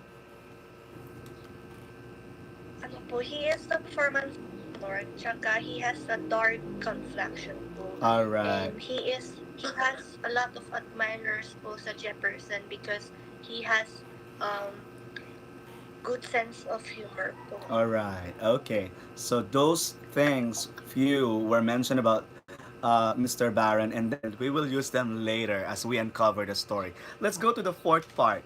So we are debunking the concept of linear because the plot is really non-linear. What about the fourth part of the story? So we Ano po, go ahead. if this part, in section 4 po, it continues how, this part is where where Homer is believed to be killed by Emily po, because this part talks about how Homer was seen the last time The po. last time, yeah. Opo. But before the last time, what was uh, what was purchased by Emily? Emily bought a poison po, or arsenic, Right. and the one who sold it to her po asked her to tell the reason why, but then Emily did not tell it po until the end. Because the federal law, according to the pharmacist, was that they have to state the reason why and for what is the purchase for of arsenic. Opo. Okay, and again, aside from the poison, what else did Emily buy? According to the people, what did they see that they thought that she's Um, getting married? yung silver toilet set po. It Right. was monogrammed with Homer's initials. HB, right? Opo. And she bought a lot. As a matter of fact, it was only revealed at the end of the short story that she bought a lot, not just this what you saw in the end, no, but everything, the groom's shoes. What else?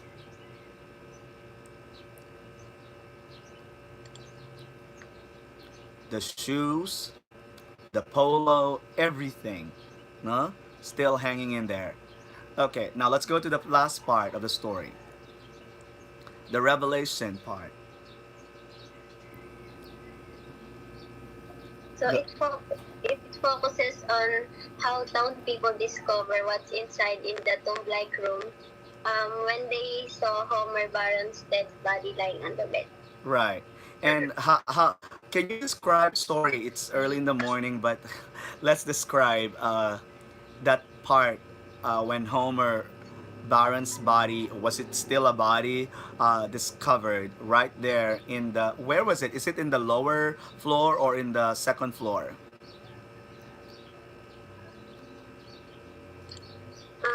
Second floor po. Right, they went up. The auntie, the cousins went up, and they opened the door. And what did they Yes, see? sir. Yeah, what did they see? They saw po Homer Baron's dead body and yung attire po for wedding. Right, look at that, no? That attire with everything around him, even the shoes for wedding, the clothes for Yes, yes, wedding, sir. those toiletries with the monogram of HB were found by people. Okay, go ahead.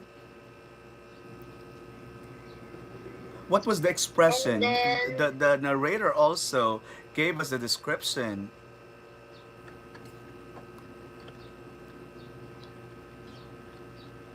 In what position did they find the Homer Baron's body?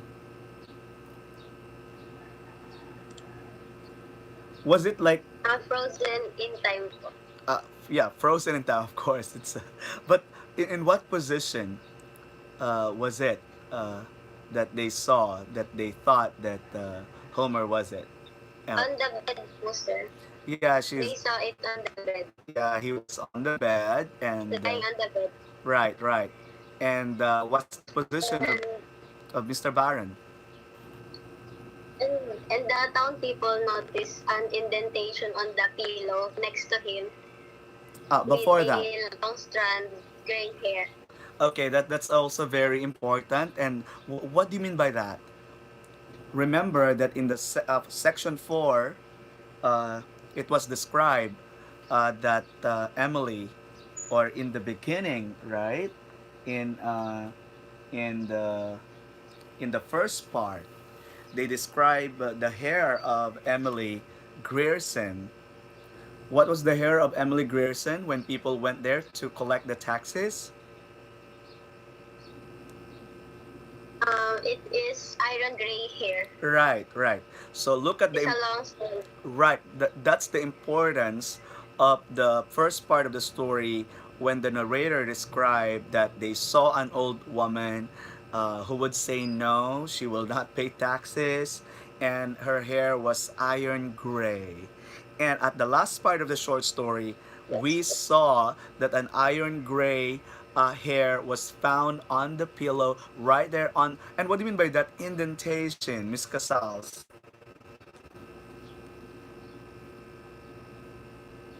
Um, Emily was with the dead body of Baron until she disappeared. Look at that. Meaning to say, she had been sleeping with a dead body, right? The fact that there was this fresh, Yes. the fact that there was this fresh indentation, meaning uh, she was there. I mean, before even her death, no? And look at that, and that's Yes. kind of bizarre and strange, if not also shocking. Okay, so therefore, what can you say, guys, about the plot of the story as a postmodern example of a plot that is nonlinear? Go ahead, Miss Moon.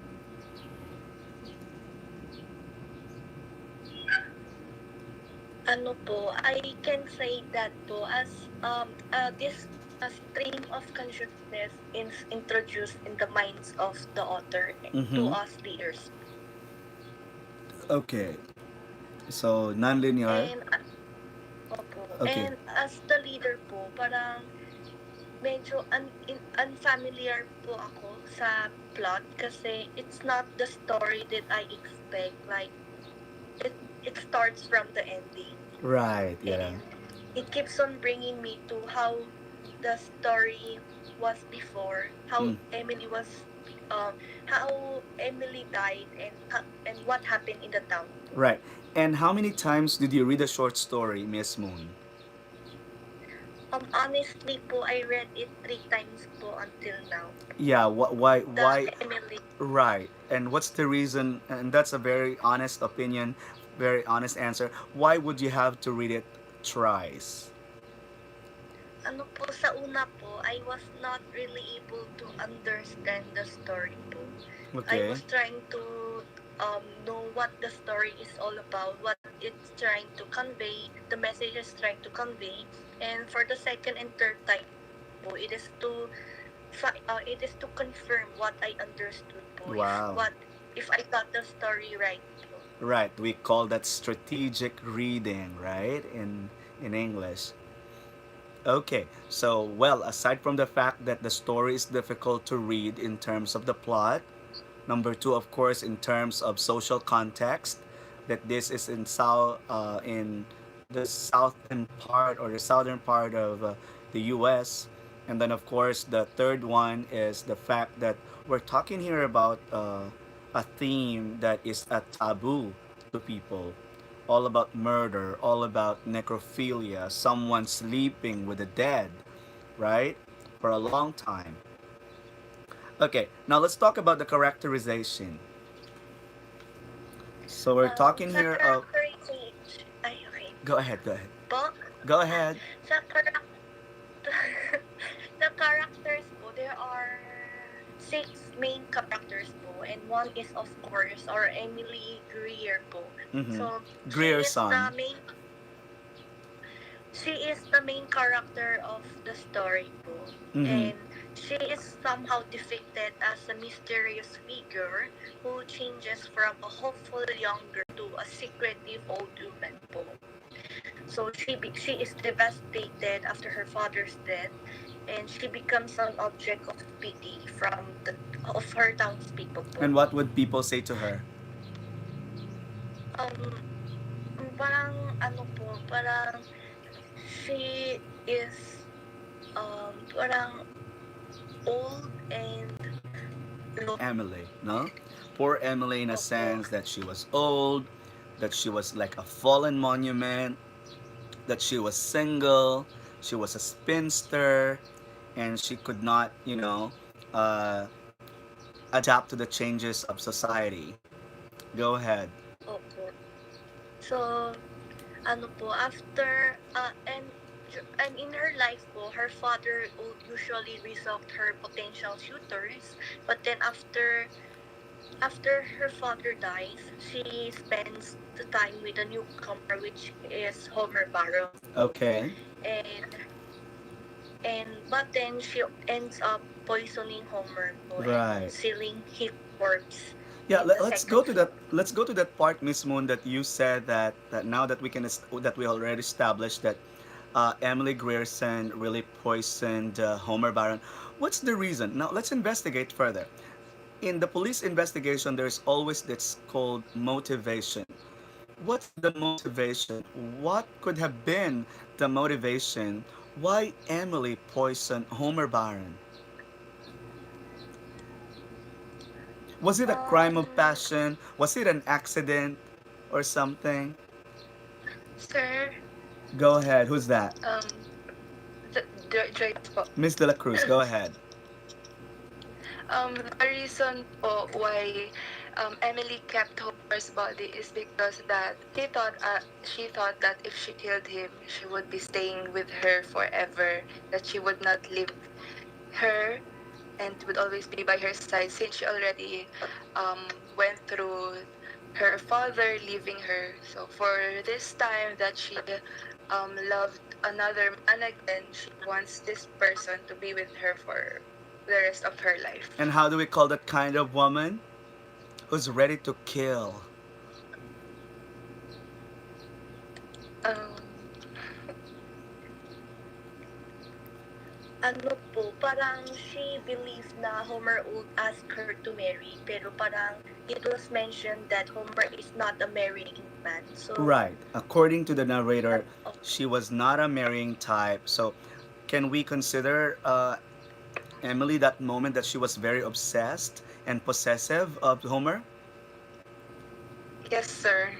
Right. It's wrong, of course, to kill, but for the sake of discussion, um, can we characterize? Let's go back to Homer.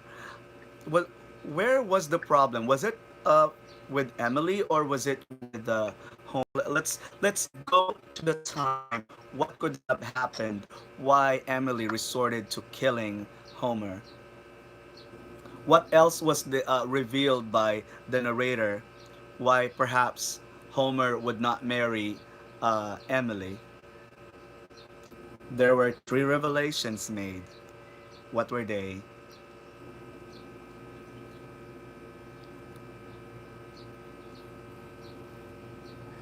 ano po, was, Homer liked men, I Right, of think. course. That's unusual. No, that's very unusual. Opo. And what do you mean by that, Miss Moon? That Homer liked Homer men.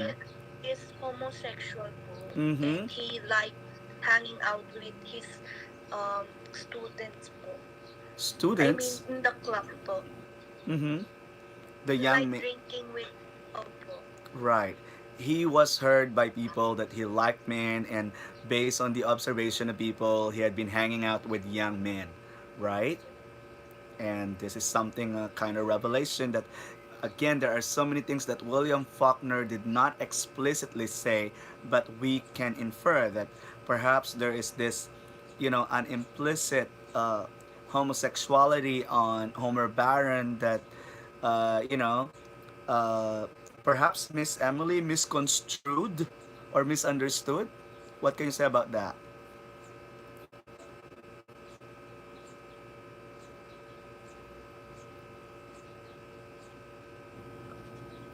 Go ahead, Miss Moon.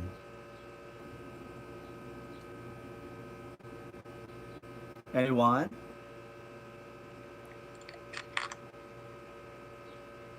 Sir, I'm sorry po. Ano po yung tanong ulit? Yeah, do you think that Emily misunderstood Homer? That he was not a marrying type, or that she thought that Homer was in love with her? Opo, I think the reason why Emily bought all those marrying stuff like shoot and all was because she expected Homer to eventually marry her po. Right. Unfortunately, maybe inside the room that there was like this altercation, you know, uh, argumentation that happened. Somebody will not kill anyone without any motivation or triggering point, right? And maybe that was the misunderstanding. She already bought everything, and yet Homer would not marry her. We can guess, no? We can guess. and there. Sh- So do you think the murder was premeditated, or did she really prepare? Did she really think? Did she really plot murdering Homer? I think it was a planned one po by the fact that she even bought the poison po Right. proves how she was preparing to kill him po. Right. And we can see in the second part of the story how she bought the arsenic, and how it was really premeditated. It's like an SOCO, or scene of the crime operatives, that based on the evidence we can see that it was a premeditated murder. It was thought up, it was well planned. The fact that the last time that we saw Homer Baron, according to the people, was the fact that when the cousins already left and went back to Alabama. Okay? Opo. Okay, let's So take a look other now at your. char- Right, go ahead. okay po. The other characters po that were introduced in the story are Judge Stevens, Mr. Gerson, the father of Emily, and Colonel Saltoris and Dove. Colonel. Okay. Opo. And what can you say about So them? Judge Stevens is the new mayor of the town po, Mm-hmm. while Colonel Saltoris is the mayor before who exempted Emily from paying the taxes po Mm-hmm. because her father paid a great amount of money for the community po. So Okay. Colonel Saltoris told Emily that she does not have to pay tax po. All right. Go ahead. And Tove is the servant of Emily po. He is always the one in the house, going out in the house. Okay. Ayun lang po. Okay. What about the concept? Uh, what about the concept of the new generation and the old generation, especially emphasized by the. Remember before, America didn't use taxation because of the concept of aristocracy, and now things had changed. In a capitalized society, Americans or these people were already taxed. What can you say? And look at the resistance of Emily. Again, old generation versus new generation. Mr. Marla, go ahead. We can't hear you though. Uh, uh, to answer that question, I think this is the concept of how people would rather stick to old tradition, and some would advance forward, which is let go of past tradition and making sure that whatever they practice will be something new, as Mm-hmm. seen by Rose itself and Emily herself. She would rather stick to her own culture rather than go with the times or the other people that she would rather be staying frozen than she would just watch everything around her advance because she would believe that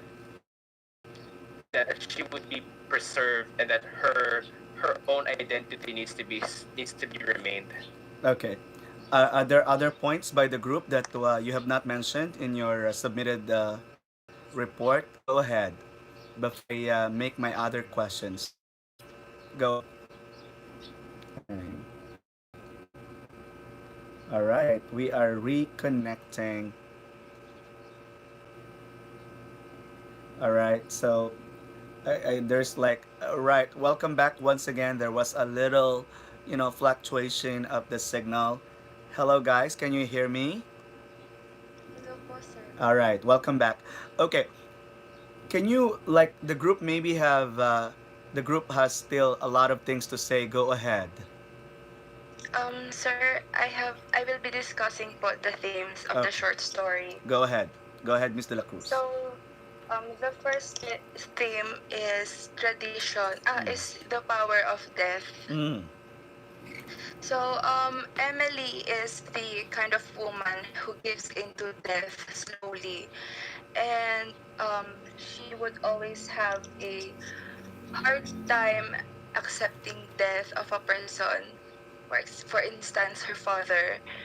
And Emily also, she attempts to exert power over death by denying the fact of death itself. And her unusual or eccentric relationship to dead bodies of the men she has loved, or her necrophilia, is revealed when her father dies.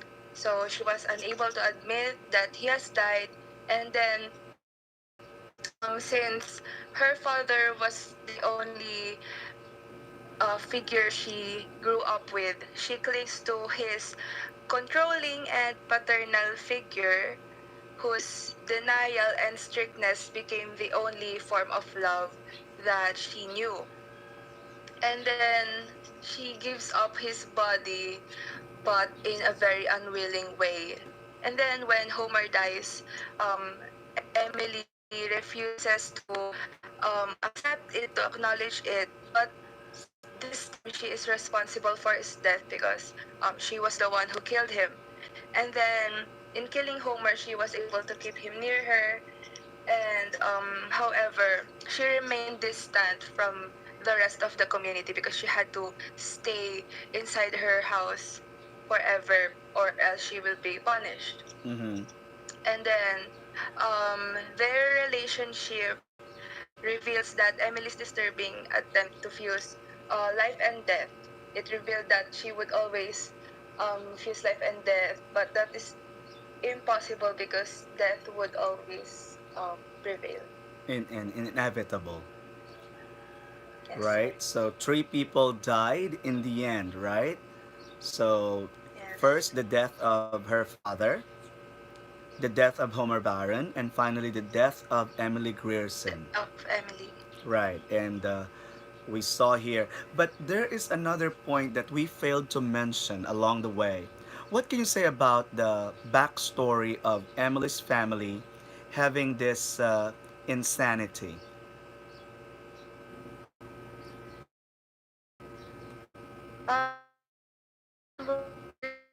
Po who went insane. Mm-hmm. Who has the insanity in the family? Anyone? So based on the story, Sir, yeah, it was go ahead, Miss Moon. it was Uh, sir, it's Joyce po. okay, Miss De La Cruz, go ahead. It was her great aunt po, as mentioned in the short story, who went insane. Right. Whose name And is then the town's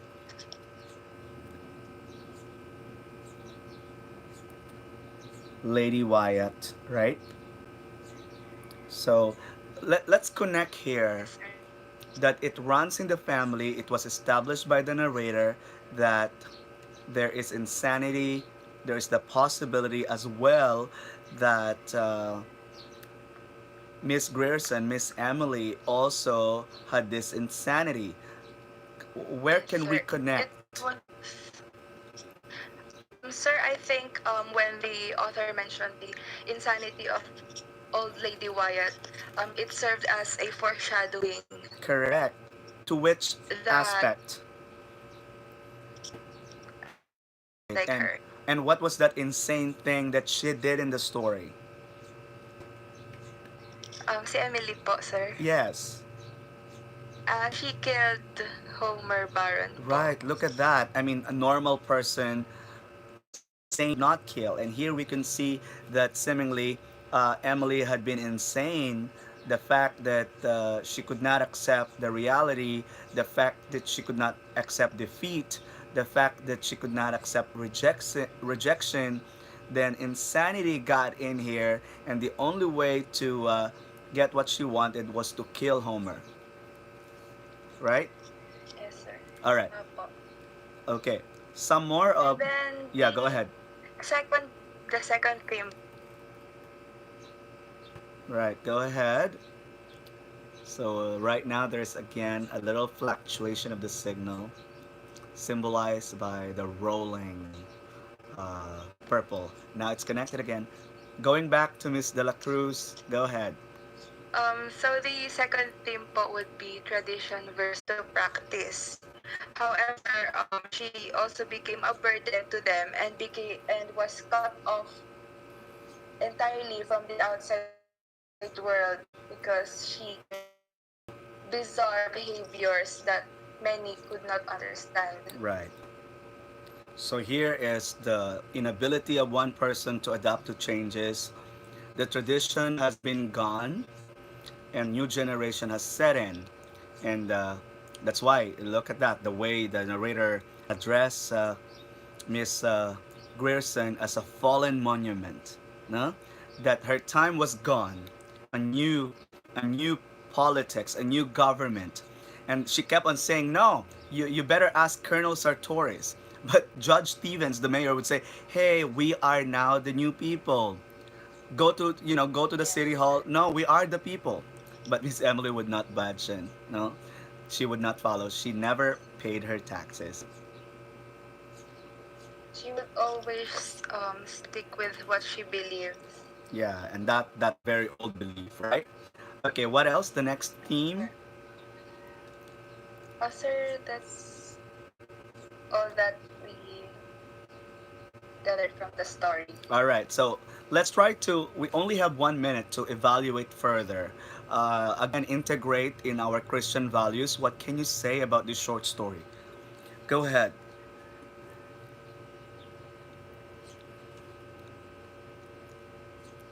Mr. Morla. We can't hear you.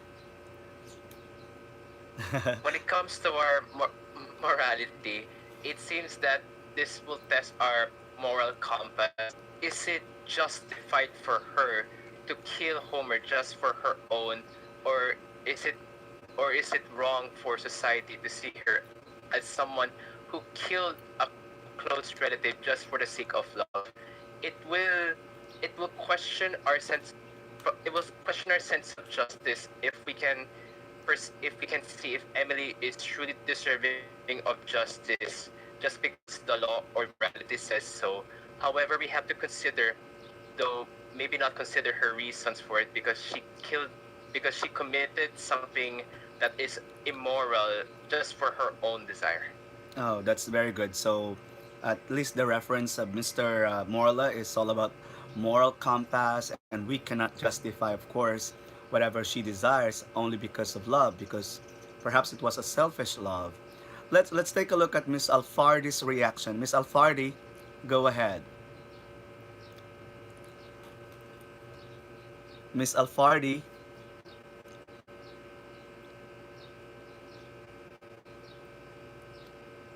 Hi, sir. there you are. Go ahead. Do you have your camera? I, sir, wait. Okay. And later on, followed by Mr. Thomas, your reaction about the short story. A while ago, I asked first the members of the group for the reaction. So we're using different, uh, you know, different analysis. So we begin with the postmodern, and then we take a look at the, moral perspective. A while ago, we were talking about stylistics, about the plot. Okay, go ahead, Miss Vergara. Miss Alfardi.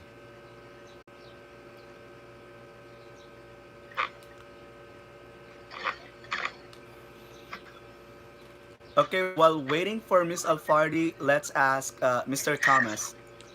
Miss Alfardi, stand by. Mr. Thomas, go ahead.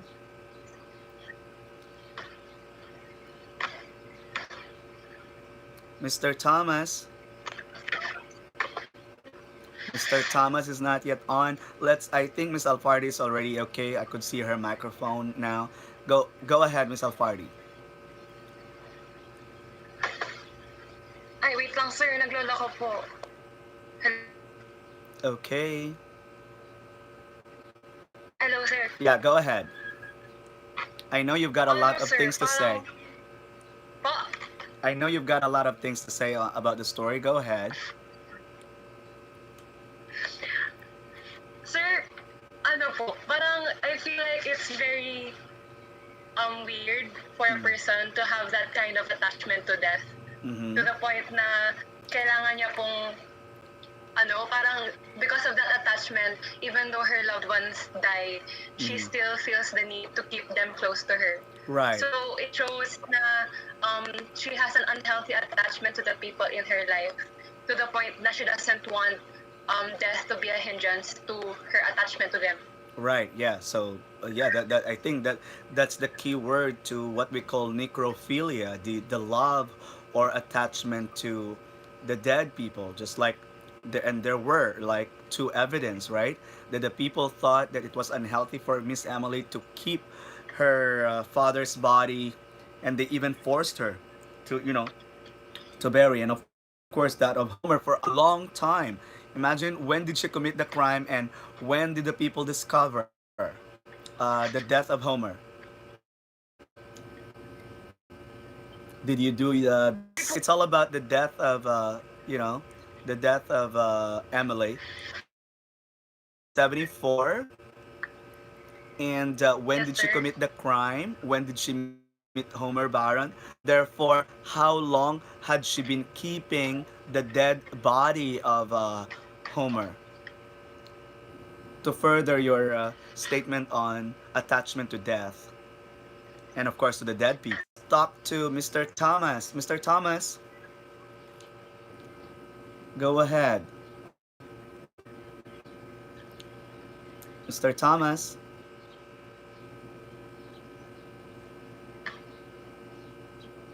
it seems that Mr. Thomas is out. Let's call on Mr. Silva. Hello, sir. Is that Mr. Thomas? Mr. Thomas, go ahead. Your reaction on the short story A Rose for Emily. Any points? Mm, We can't hear you, Mr. Thomas. Oh, there you go. He has a camera. Very good. Good morning. Was he a strict father? Was he overly protective father? yes, sir. Parang, um, her father doesn't want him to be in relationship with others like that. Something Mm-hmm. like that. Mm-hmm. Okay. And therefore, uh, yeah. So one more time. So I'm taking like a little document. Okay. So yeah. So thank you very much, Mr. Thomas. Let's go to the reaction of uh, the other members of the class. Miss Ancheta, Miss Ancheta, what's your reaction to the short story?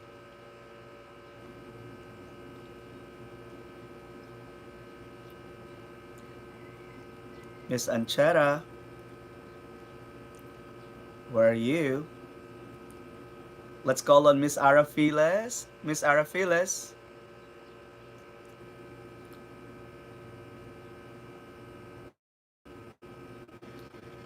Okay, Arafiles, go ahead. Miss Arafiles, we can't hear you. Hello? Yeah. Hey, yeah, go ahead, Miss Arafiles. Okay na po. Yeah. Why is that? It, Ano ba ito? your background is so loud. Yeah. Go ahead, Miss Arafiles. Are you in the beach or somewhere?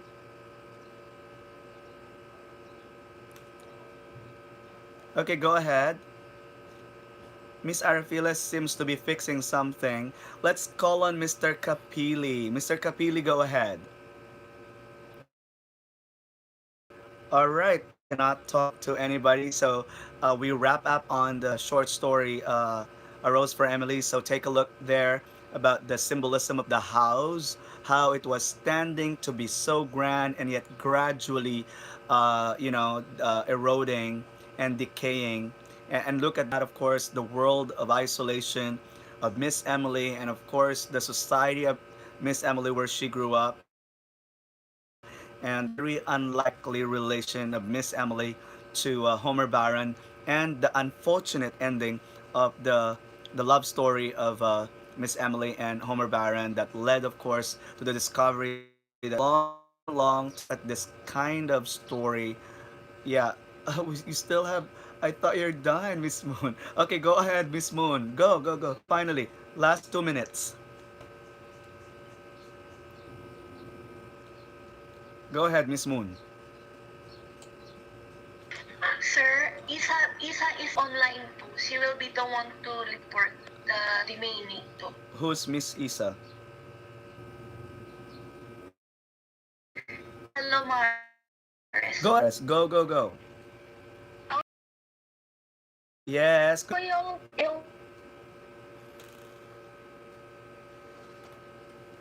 Go ahead. yung ano yung William, he plays with the reader's mind, no? Parang inaano lang po niya, he puts them in a false sense of security. Parang example, dapat ito yung ilalagay mo, pero parang akala mo yun yung ending, pero meron po siyang plot twist. Which is also similar to the plot twist or plot surprise of the lottery.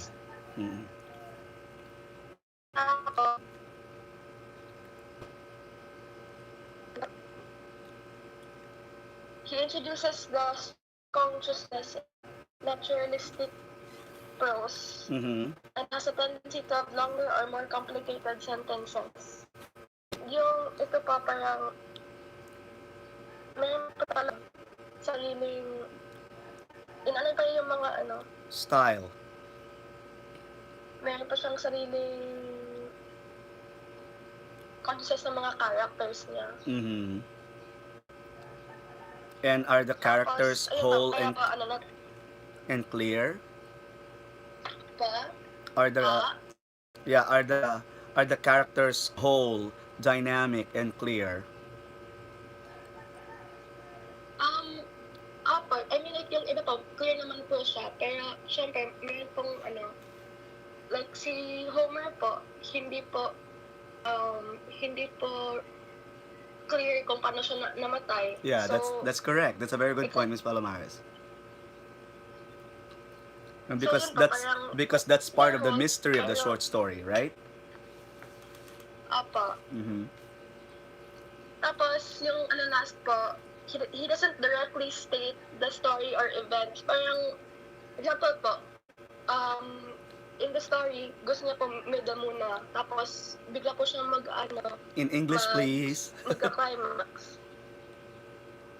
Ano po? Yeah, go ahead. Tapos, yun ba, parang, pinapaikot lang po niya yung story. Parang, hindi po siya in order talaga. Hindi po siya in chronological order. And as we said in the beginning, that's a non-linear plot. So it's all part of a loop.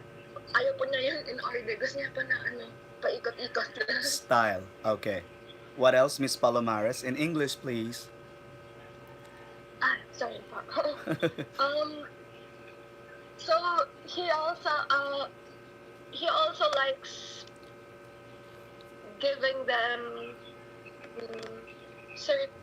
like he's leading them to a trap. Like you're thinking that it's not. I mean, like the death. You didn't expect he was gonna die. Pero but he died for the story. But then no one really knows why. It's like death po. Okay. And maybe it was like an old age or pneumonia or something, right? Okay, Yes, so po, like also Emily. yeah, so Miss, So the last slide po. go ahead, Miss Last Palomares. slide na po ba? Yeah, go, last slide. So the postmodernist story po. The story po, it's an experimental work, and it symbolizes the leap from the old South and the questionable and its characters. So diba po, in this today, we sometimes question their sexuality. It's like that po. Like Homer po, he was homosexual po. Mm-hmm. So I think your question, their characters, especially like the theme of the stories nowadays po. Mm-hmm. And then, Which we never saw in the past, centuries. Okay. like it's like now po, it's beginning to to become a new theme and everything. It's like it's not about romance anymore. It's not Right. about all those traditional things po. Yeah, it's not about medieval chivalry or something, or a damsel in Like, distress. Yeah. yeah po, even girls can be ano na po. And then it shows hyperrealism po and how things are happening to the course of the work rather than how the characters or author sees things. Kasi po, di ba parang it's sometimes the story doesn't really it shows a fictional theme sometimes. Mm-hmm. Like it doesn't like the stories they're not that real anymore. They're Okay. turning like the Percy Jackson nga po. Like they relate it to the modern and the old. Mm-hmm. Then the next one, the stream of consciousness is introduced in the minds of the author and readers. Um, yung ito po, the stream of consciousness. He introduced it in the like how the characters are played out. Like he goes deeper into their minds. Mm-hmm. It's like they have a mind of its own na po. Mm-hmm. Like also the novels today, they have they like to have their own story. Like Mm-hmm. the author that doesn't want to tell it through himself, he wants to tell it to the characters. All right. So And then suspenseful. yes po. Right. And then the based on actual events that shows the effect itself play out. Mm. So in here po, the events that happened here, um, it shows the what happens next. Like you don't really know what's gonna happen next because it's based on actual events. It can go wrong. Mm-hmm. So that's it. Tapos yung last po, readers would question the bizarreness of how the story flowed. Though it became well known for well known for his known works. So ito po kasi um it is more complicated and longer po. It became longer and complicated po. Like he doesn't want to go direct to the point.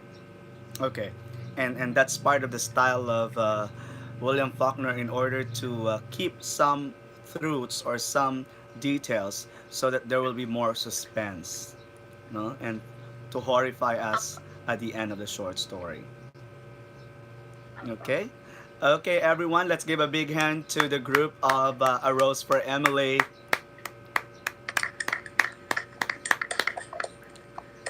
So you have given your comments, and well, in terms of analysis, that's also very comprehensive. No, uh, although before we started our online lesson, since I have just received the PowerPoint, okay, so but in terms of analysis, well, I'm giving you 30 points, perfect score as well. And but for the creative part, I can't give you yet because I have to open your file because I just received it this morning. Okay, I hope you understand. Let's go to the next short story, um, Madame Sauvage by Guy de Maupassant. Sorry that we started a little late. Okay, go ahead. Who are the group members of Madame Savage? Well, we're going. Okay, Mr. Abrera, switch on your camera and introduce your members. Go ahead.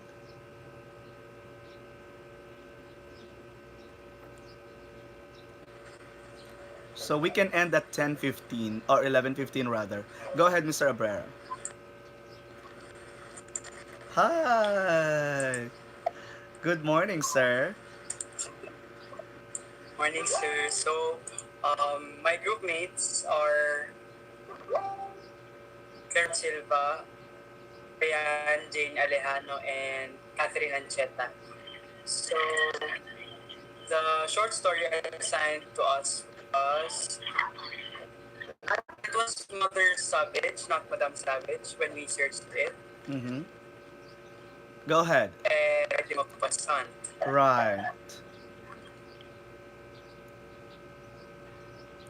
So, first we'll go to the plot of the story, which will be discussed by Gerald Silva. Okay.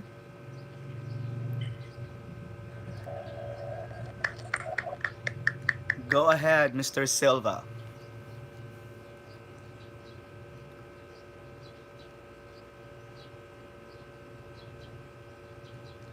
Mr. Silva.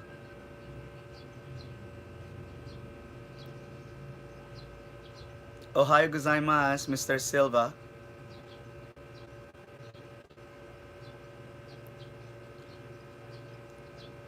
Mr. Silva. Mr. Abrera, go ahead.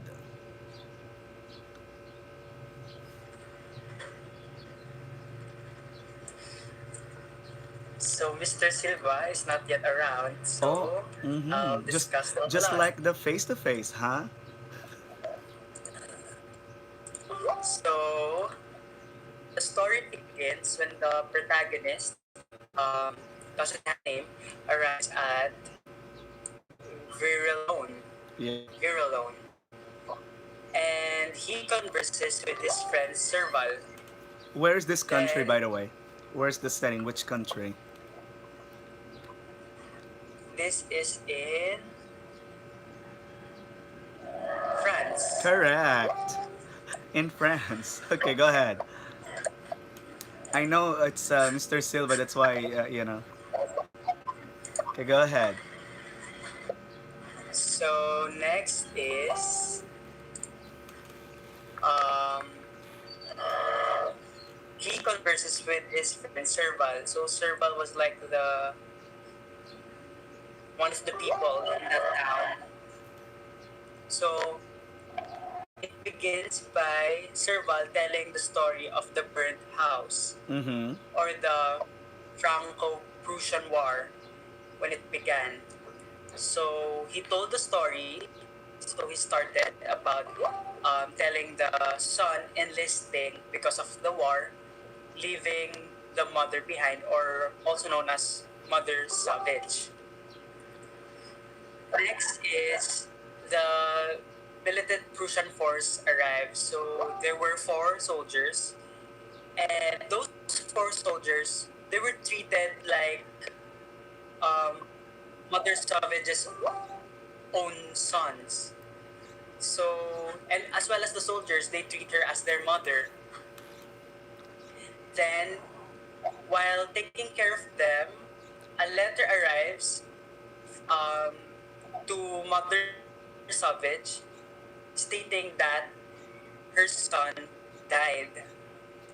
Yeah, her son died. So next, after that, she was swallowed with grief and anger. She planned, so he maintained his care towards the 4 Prussian force or the soldiers. While doing that, she already was planning by burning them inside her house. So she was preparing them to sleep.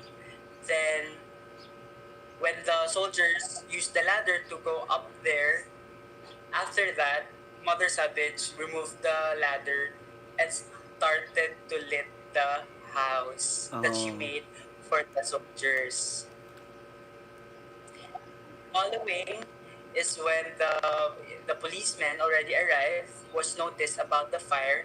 She was questioned whether what happened. At first, the police did not believe her because they thought she was just crazy because of the panic of what happened.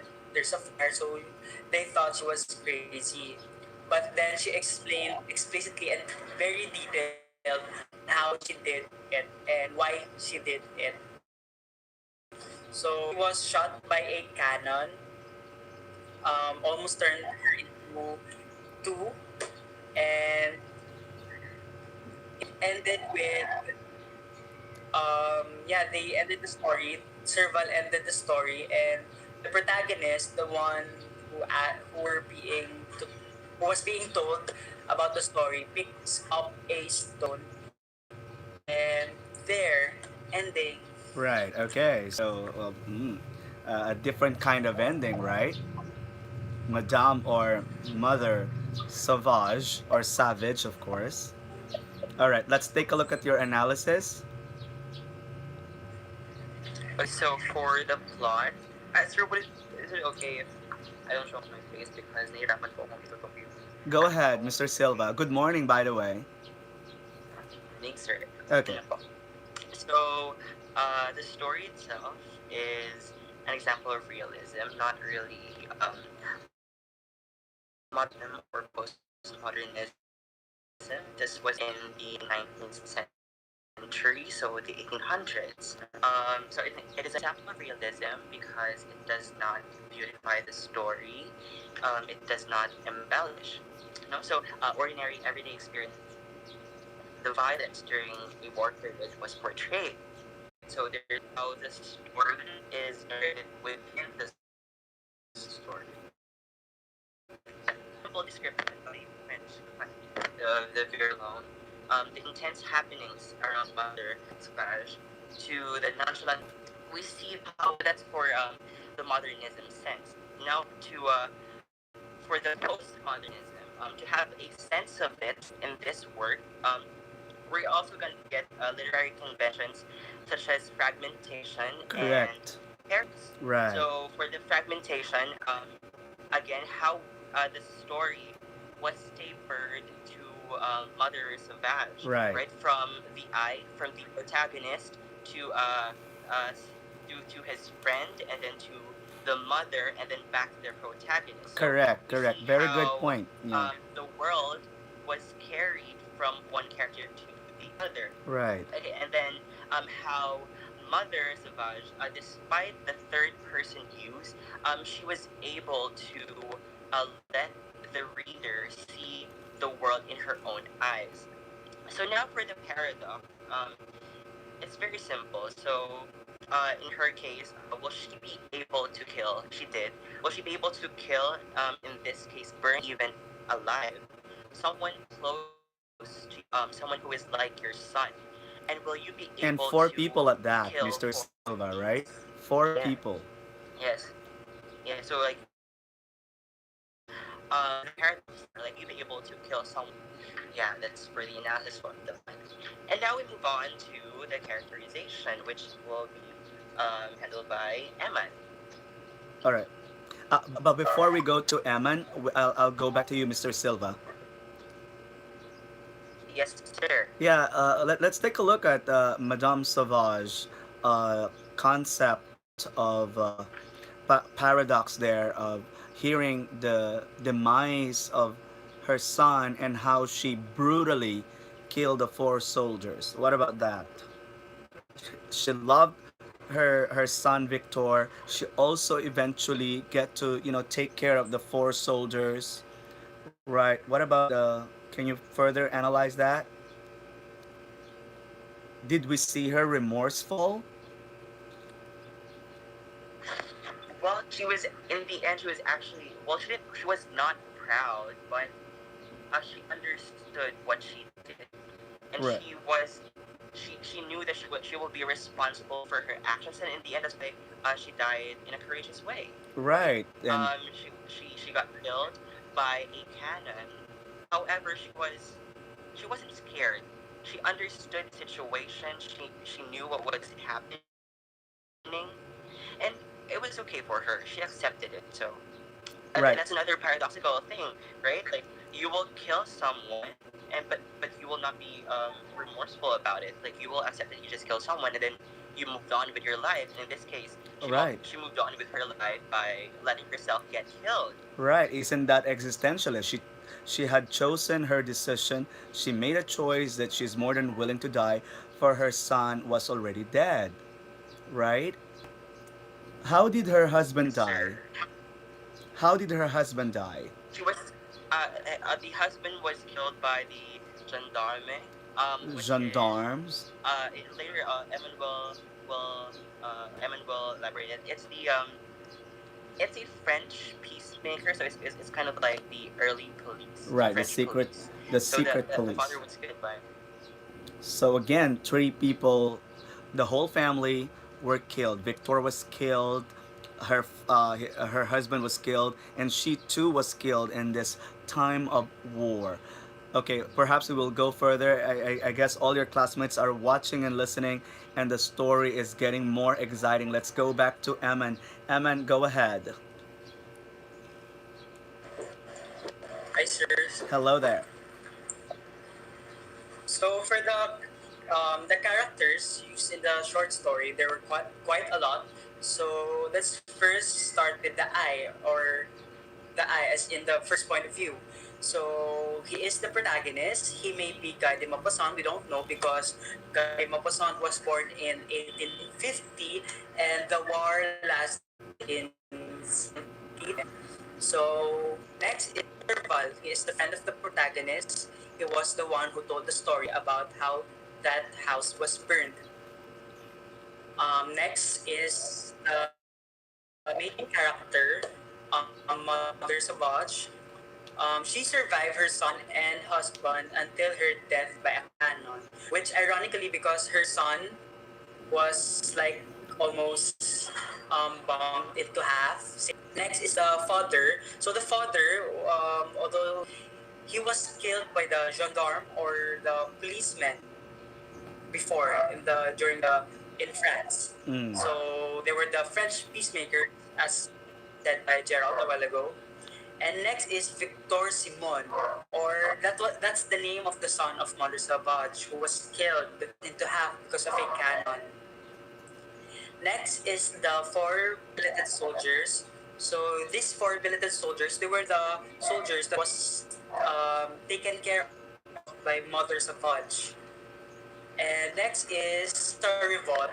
So Cesar Rivot, in the story, he was the one who wrote the letter. He also was the one who stood next to Victor in the war. So he was the one who wrote the letter that was given to Mother Savage telling that her son died during the war.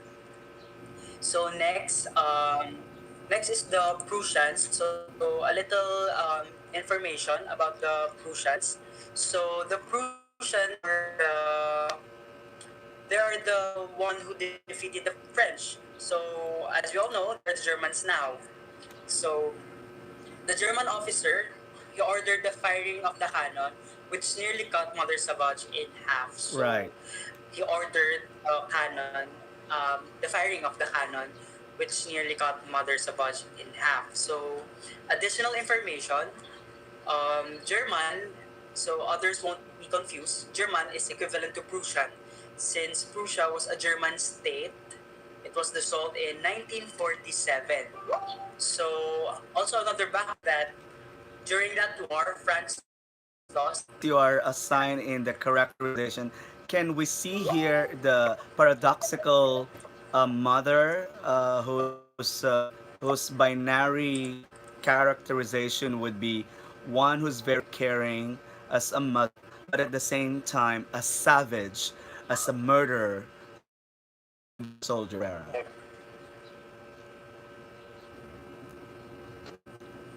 Um, at first, when I read the story, I was very, um, sad for her because unlike her husband, um, the body was achieved. The body was given back to her. Yeah, was brought But back to her. her son, yeah, but her son she wasn't able to see. Um, we can see a unconditional mother's love. Yeah, Yeah, look but look at as you the all know, she yeah. Shall we did go something back for to revenge. shall we go back to prove that she was a loving mother, a thoughtful mother? When she received the letter, what did she think of Victor? Um, she she was thinking of Victor as her loving son, that tall, thin. Every like she wasn't able to get his son out of her mind. If she was thinking of it, even when the soldiers were there, she was continuously thinking about her son and how gruesome her son died during that war. Right, and of course she was thinking of the, the decent burial that she could have given to her son, just like what she had to her husband, even if her husband was killed with a bullet on his forehead when he was returned. What about the savagery here? What can you say about now the opposite, the contrast of Madame Sauvage character or characterization? How she cold blood killed the four soldiers. I think being savage was a characteristic of Mother Savage because she was fierce, she was violent. Although she was known to be like that before because she would go to the market bringing her son's gun. So she was a ferocious lady. She was fierce, but that characteristic also led her to killing the four soldiers. Right. And what motivated, if we go back again to investigation, which we saw towards the latter or the end of the story, what motivated her to really kill the four soldiers alive by burning? Go ahead. Let's take a look at the I think savagery here. I think the fact that the four-blooded soldiers lied to her, I think, because she asked the four soldiers if they knew something about what happened to her son, Right. and the soldiers said no, they didn't know anything. Then the letter arrived telling that her son died. She felt like she was deceived, like she was being played, she was being used by the soldiers because of her hospitality. She was taking care of her. She was taking care of the soldiers like her own sons. So I think she was betrayed at that part.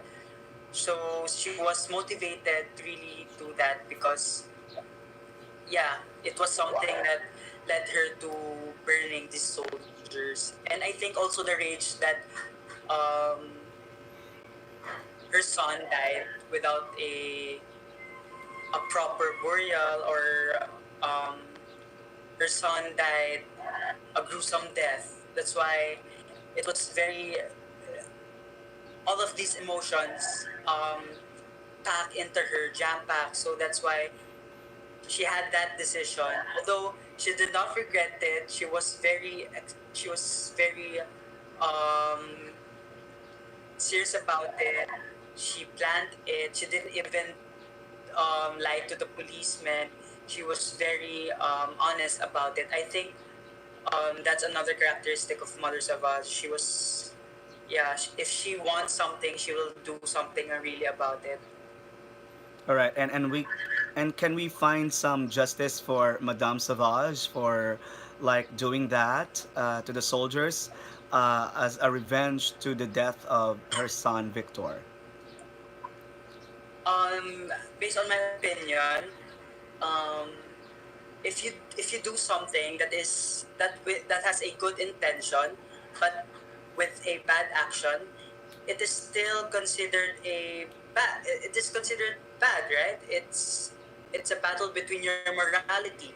So for her to do that, I mean, I cannot blame her. Her son died, so it's really a battle between your morality, whether you should follow it or you should avoid it. But what she did was revenge out of anger. So It was really out of emotions. Right. So it's here in your study of your ethics or logic that does her means justify the end? Die with them. So I think the reason why she didn't lie to the policeman is she knew that death was coming to her, and that was the only thing that she was waiting for because she had nothing. She was a lonely mother living alone, waiting for her son to arrive, knowing that her son died. So yeah, Yeah, and while you're are so engaged and so passionate talking about the story, so far I love listening to you guys. Now, you said about that she has lived for so long, so lonely. Let's take a look at the setting of the story. What can you say about the relationship of the setting, the atmosphere of the setting, to what happened to Madame Sauvage? um, about Place, the setting in the it was set in Verlon, France. right? And yeah, the two. A different time because when Serval was telling the story, it was a different time from Mother Savage's time, which was the Franco-Prussian War. So there was a war happening in that setting. Okay, so and take a look, just like in the movie Brokeback Mountain, that they had been living there isolated, and we can see here also Madame Sauvage who had been living in isolation, and there is really a probability that take a look when she committed the crime. What was the time of the season when she did it? Winter. Right, look at that, no? In cold blood, literally cold blood, and take a look at the concept that she was not remorseful. As a matter of fact, she handed the letter to the colonel, no, to the officer. By the way, why did she ask the addresses of the four soldiers before she killed them? Because she wanted to she told the police. Yeah, similar to how she received the death of her son, right? Yes. Look at this beautiful concept of Guy de Maupassant connecting two ambivalent ideas. No? Go ahead. Miss, ayan. Silva, Abrera, Alejano, and Ancheta po. Okay, let's listen to the two ladies. Go ahead, ladies, Miss Anchera and Miss Alejano.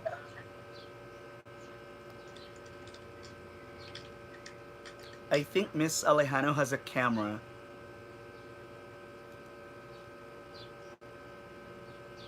So while waiting for the two ladies, so guys, maybe the last presenters today would be the group of Mr. Abrera, and then since we still have the last session on Friday, then the last two presenters of the Last Leaf and the Masque of Red Death would be presenting. Then the last hour will be devoted for the assessment task. Okay, anyway, I'll be writing also that one through our Blackboard announcement. But at least I'm giving you a heads up on that. Okay, go ahead, Miss. Okay, so, all right, so yeah. Oh, really? The collaboration is already closed? Oh, that's why. So when you left, you can't enter anymore. Okay, okay, okay. So, anyway, so we are ending this session. So I would like to thank you guys for really tuning in, and I congratulate everyone for this wonderful presentation. We will have the last two ladies, uh, yeah, the last two ladies, Miss Alejano and Anchera on Friday, and then of course the last two groups. You that you are all excellent. The online is really excellent medium to connect us all together.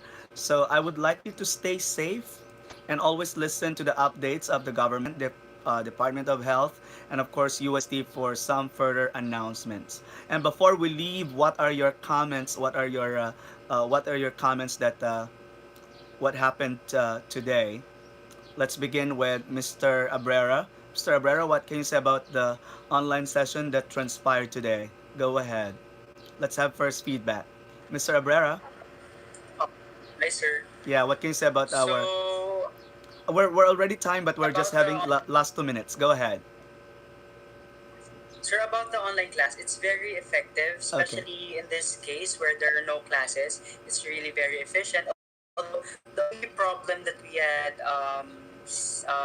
is that the connection. Yeah, actually, almost Some everyone, everyone, not just our class, but almost all teachers have the problem with the connection. Yeah, fluctuation, etc. Okay, but overall for you, yes, it's effective. ilan. Yeah, let's ask Miss feedback about our online class. Go ahead. I did. I have problems. Right now, I'm using my phone. I cannot use my laptop. Like for some reason, I don't have a laptop. But in the end, I did enjoy this. We're very Today, go ahead. Um, ano po, I actually thought that reporting online would be Impossible. difficult Uh-huh. um, since we can't really see you, and also the problem of connection, the internet. However, I'm happy that we are able to report successfully, and that um, although we are not together in the class, in a classroom, we're still able to um, discuss and push through with our lessons. That's very nice. That's good to hear as well. So let's ask for finally Miss Alfardi. Miss Alfardi, go ahead. Hi, sir. Hello there. Um, for me naman, sir, I feel like, I mean, it's good that UST is taking the steps so that our education would not be compromised, that we would Right. still receive the education that we deserve. But I guess I still feel bad for the people who had to go home to the provinces. They don't have a stable connection, so they're not able to participate as actively as they would have. But still, I guess that there's only room for improvement, and it's not something that we should automatically brush off as a tool for education. Right, right. I understand that. But yeah, thank you so much that we're able to step up the game and the situation that amidst the crisis we're right here delivering what we're supposed to do. All right. Yes, So sir. yes. Okay. So the announcements. Okay, important announcements. Since we cannot see each other any longer, that means to say that the submission of your final paper for assessment task will be online as well. I'll be opening a link in our Blackboard, but at the same time, for easy reading, ladies and gentlemen, I would also require you to pass it in our Gmail or in our Messenger. Okay? Sir, March 20 pa rin po yung deadline. Yeah, because but ladies and gentlemen, we still have to wait because I guess the academic senate of our school will be having a meeting this afternoon, and we still have to wait for further announcement. But I think the schedule remains the same. The only different is our medium of taking classes. Okay. So once again, I thank you for really coming right here via our online class, and we managed to be productive. That you're correct. We're so productive today, and I love the way that you are explaining with so much passion. And you see, everyone is able to explain fully, unlike in the classroom that because you're facing your classmates, but here you're able to do it as well with so much courage. So I'll see you guys on Friday for the last two groups, and then the last 1 hour is assessment. Okay, a 50-item assessment, 10 points for the first short story, and all the other stories will have 10 points. Okay? So take care, and may God bless you, ladies and gentlemen, and may you have God's blessings, and follow safety precautions, follow the government updates, DOH, and of course the UST's updates. Stay safe, everyone. Everyone, God bless you, and remember, Sir Vilwa loves you. Bye bye. Sir Vilwa loves you so much. Bye bye and congratulations.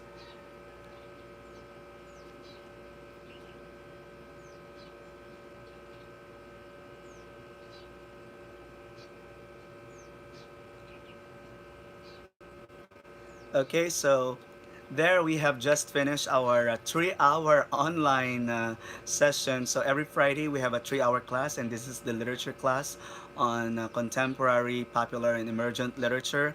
And so far, according to the evaluation of my students, the 3 hours had been so productive. They never thought that this online class could be as successful as this, and that they have the maximum participation.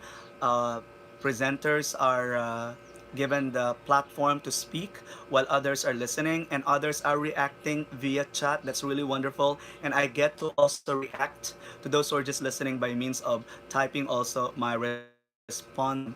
And that's really wonderful. So, all in all, online class has really been successful and productive. We just have to really set up the right classroom management, and at the same time the most important and the only problem again of the students and I would have to be the concept of fluctuating internet signal. But overall, the students, my students, are really so great. They're so intelligent, and they're really so engrossed, and they're so passionate about what they're talking. No, so the online behavior and the online productivity are absolutely different from the face to face, especially that my students are able to maximize the platform. In all fairness, they were there on time, they were waiting for the online, and they came. And some students only had a problem with the connection, others are still on the way.